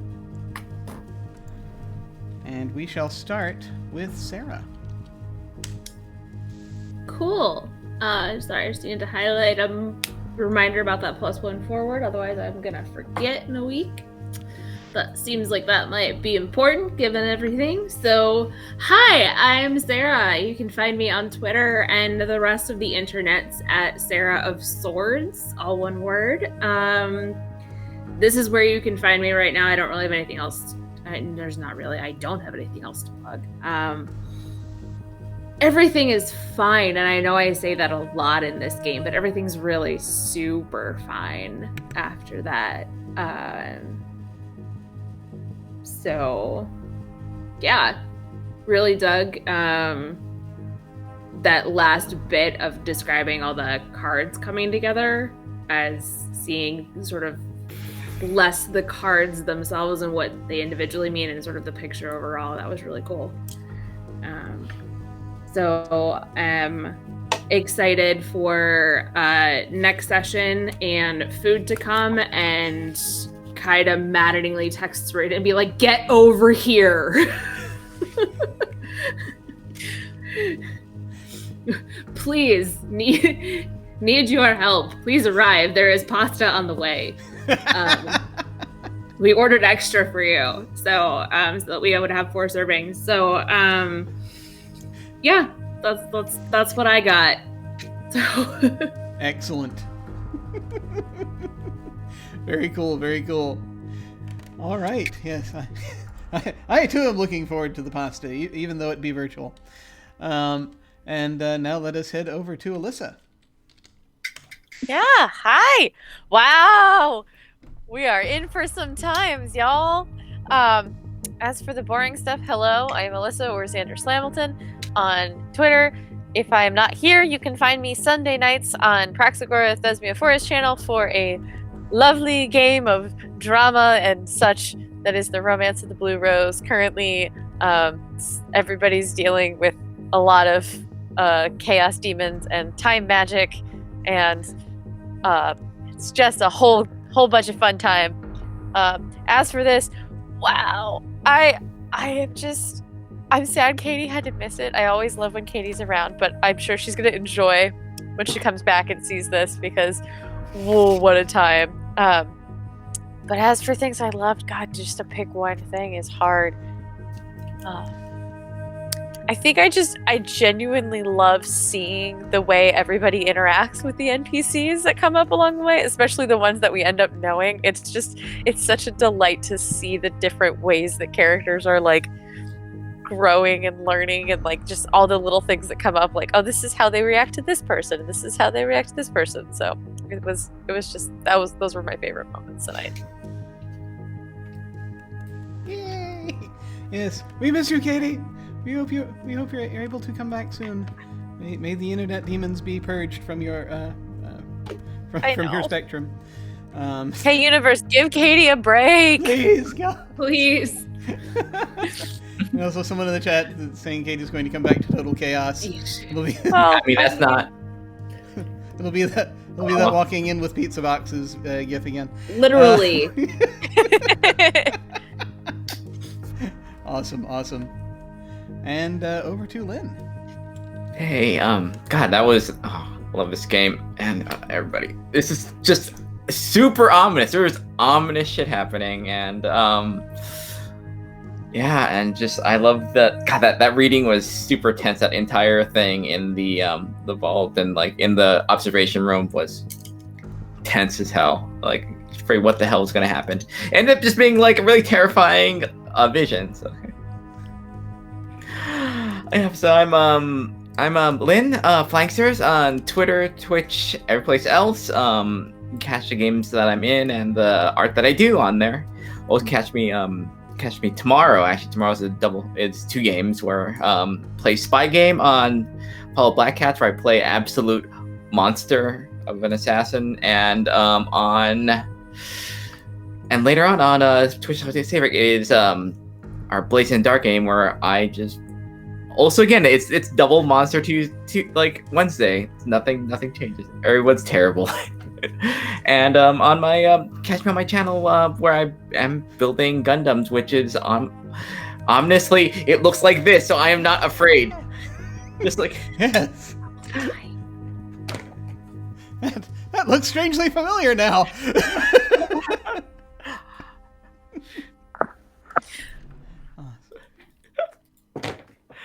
Sorry, what? Sorry? No, it's the form of your destroyer. You create the form of your destroyer. It's fine. just love the Gundam. It's fine. Everything's fine. Everything's good. Everything's good. We're all good here. Excellent. Yeah, I can't really. It's so hard for me to. It's so hard for me to pick a favorite part, but I really enjoyed seeing all of the interactions and seeing kind of how as people are digging further into these mysteries, and just getting to unravel how all of these things sort of intersect, because I think a lot of that might be coming out now, and so I'm enjoying that a lot. I really am enjoying seeing everyone's reactions to things. But also just I love how much you folks are really into these characters, because it shows. It really does. It is an utter delight, and I can't wait to keep going. So, who am I? I am Jim. I'm Jim Ryan. You can find me at OtherDoc on both Twitch and Twitter. My website is jimyesthatjim.com, where you can find my Geek Observation podcast and links to my various other podcasts, audio dramas, writings, and such. I have links down below to my website, Twitter, YouTube channel, and my various other thingies that I've had going on at various times. Let's see. What is happening? So on Saturday night, I am over at Weave the Tale on their channel playing in their Fate of Cthulhu campaign, The Return of Carcosa. I got to play myself split 3 ways last time. Oh, nice. Wow. There were three different versions of my character in that game. Oh. And Trooper had me play all of them, which was an utter delight. And we also got to reveal this very, very silly poster that I put together for where it's me as a stage magician, and so that was a lot of fun. So that campaign's it's winding down soon. We've only, I think, got like 3 sessions left. Let's see, on Sunday afternoons when we're all available back here on this channel, we have our Dark Matter campaign, Ghosts of Saltmaw, Ghosts of Saltmarsh in Space, run by Alyssa, different Alyssa, not this Alyssa. This is run by Origami Shuriken, and it too is ramping up, as we are now at a point where we're back in the one place that we keep going back to that my character doesn't want to go back to, and that's an ocean planet where things are terrible, and there are psionic creatures, and we have to figure out what's happening. So many brain worms. Then on Tuesdays, it's back around to this. More of this. And I am very much looking forward to it. Also, I am appearing on a podcast that is releasing new episodes now, Tabletop Garden. They have started a new actual play campaign that uses Rosette Diceless, which we played once on this channel for a little short campaign, two-part campaign. This campaign is called The Great Molasses Flood, and it's set in Boston, 1919, and I'm playing a fireman. It's about the molasses flood that happened in 1919. It was a very tragic event, but it was. It was a very fun campaign to play, and I'm glad folks are getting to hear it now. So feel free to go over to tabletop.garden to check that out. Let's see. Sign-ups are still open as of right now for a new short campaign we are going to be having on this channel next month of Scum and Villainy. That is going to be run by Brian, who was here running our Sprawl campaign. You may remember someone from that Sprawl campaign being here. I'm the one who summoned a flash mob of K-pop stans. Yes, that indeed happened, and it was wonderful. So Brian's going to be running Scum and Villainy, which is basically Forged in the Dark space adventures. So signups are still open for that through this Friday, March 26th. So you have until Friday to sign up if you so desire for that. You can again do that by going down below and clicking on RPG sign up, or going to YesThatJim.com and clicking on Game Sign Up. As always, beginners are welcome. So when we hit the end card, we're going to send a raid over to somebody. I have not yet determined who, because I've just been sort of sitting here and marveling at everything the players have been doing. It's been glorious. But we've got a few people who are open right now. We have a lot of people actually who are running right now. We have Dice Priori, looks like. We have Jillian is currently doing stuff with a brick. Lindy has got stuff going. So we'll probably going to raid one of those folks. Also, Chromatic Chimera is doing stuff. We'll raid probably one of those folks. And we will do that when we hit the end card. In the meantime, folks, thank you all very much for watching. Take care, and we will catch you next time. Farewell.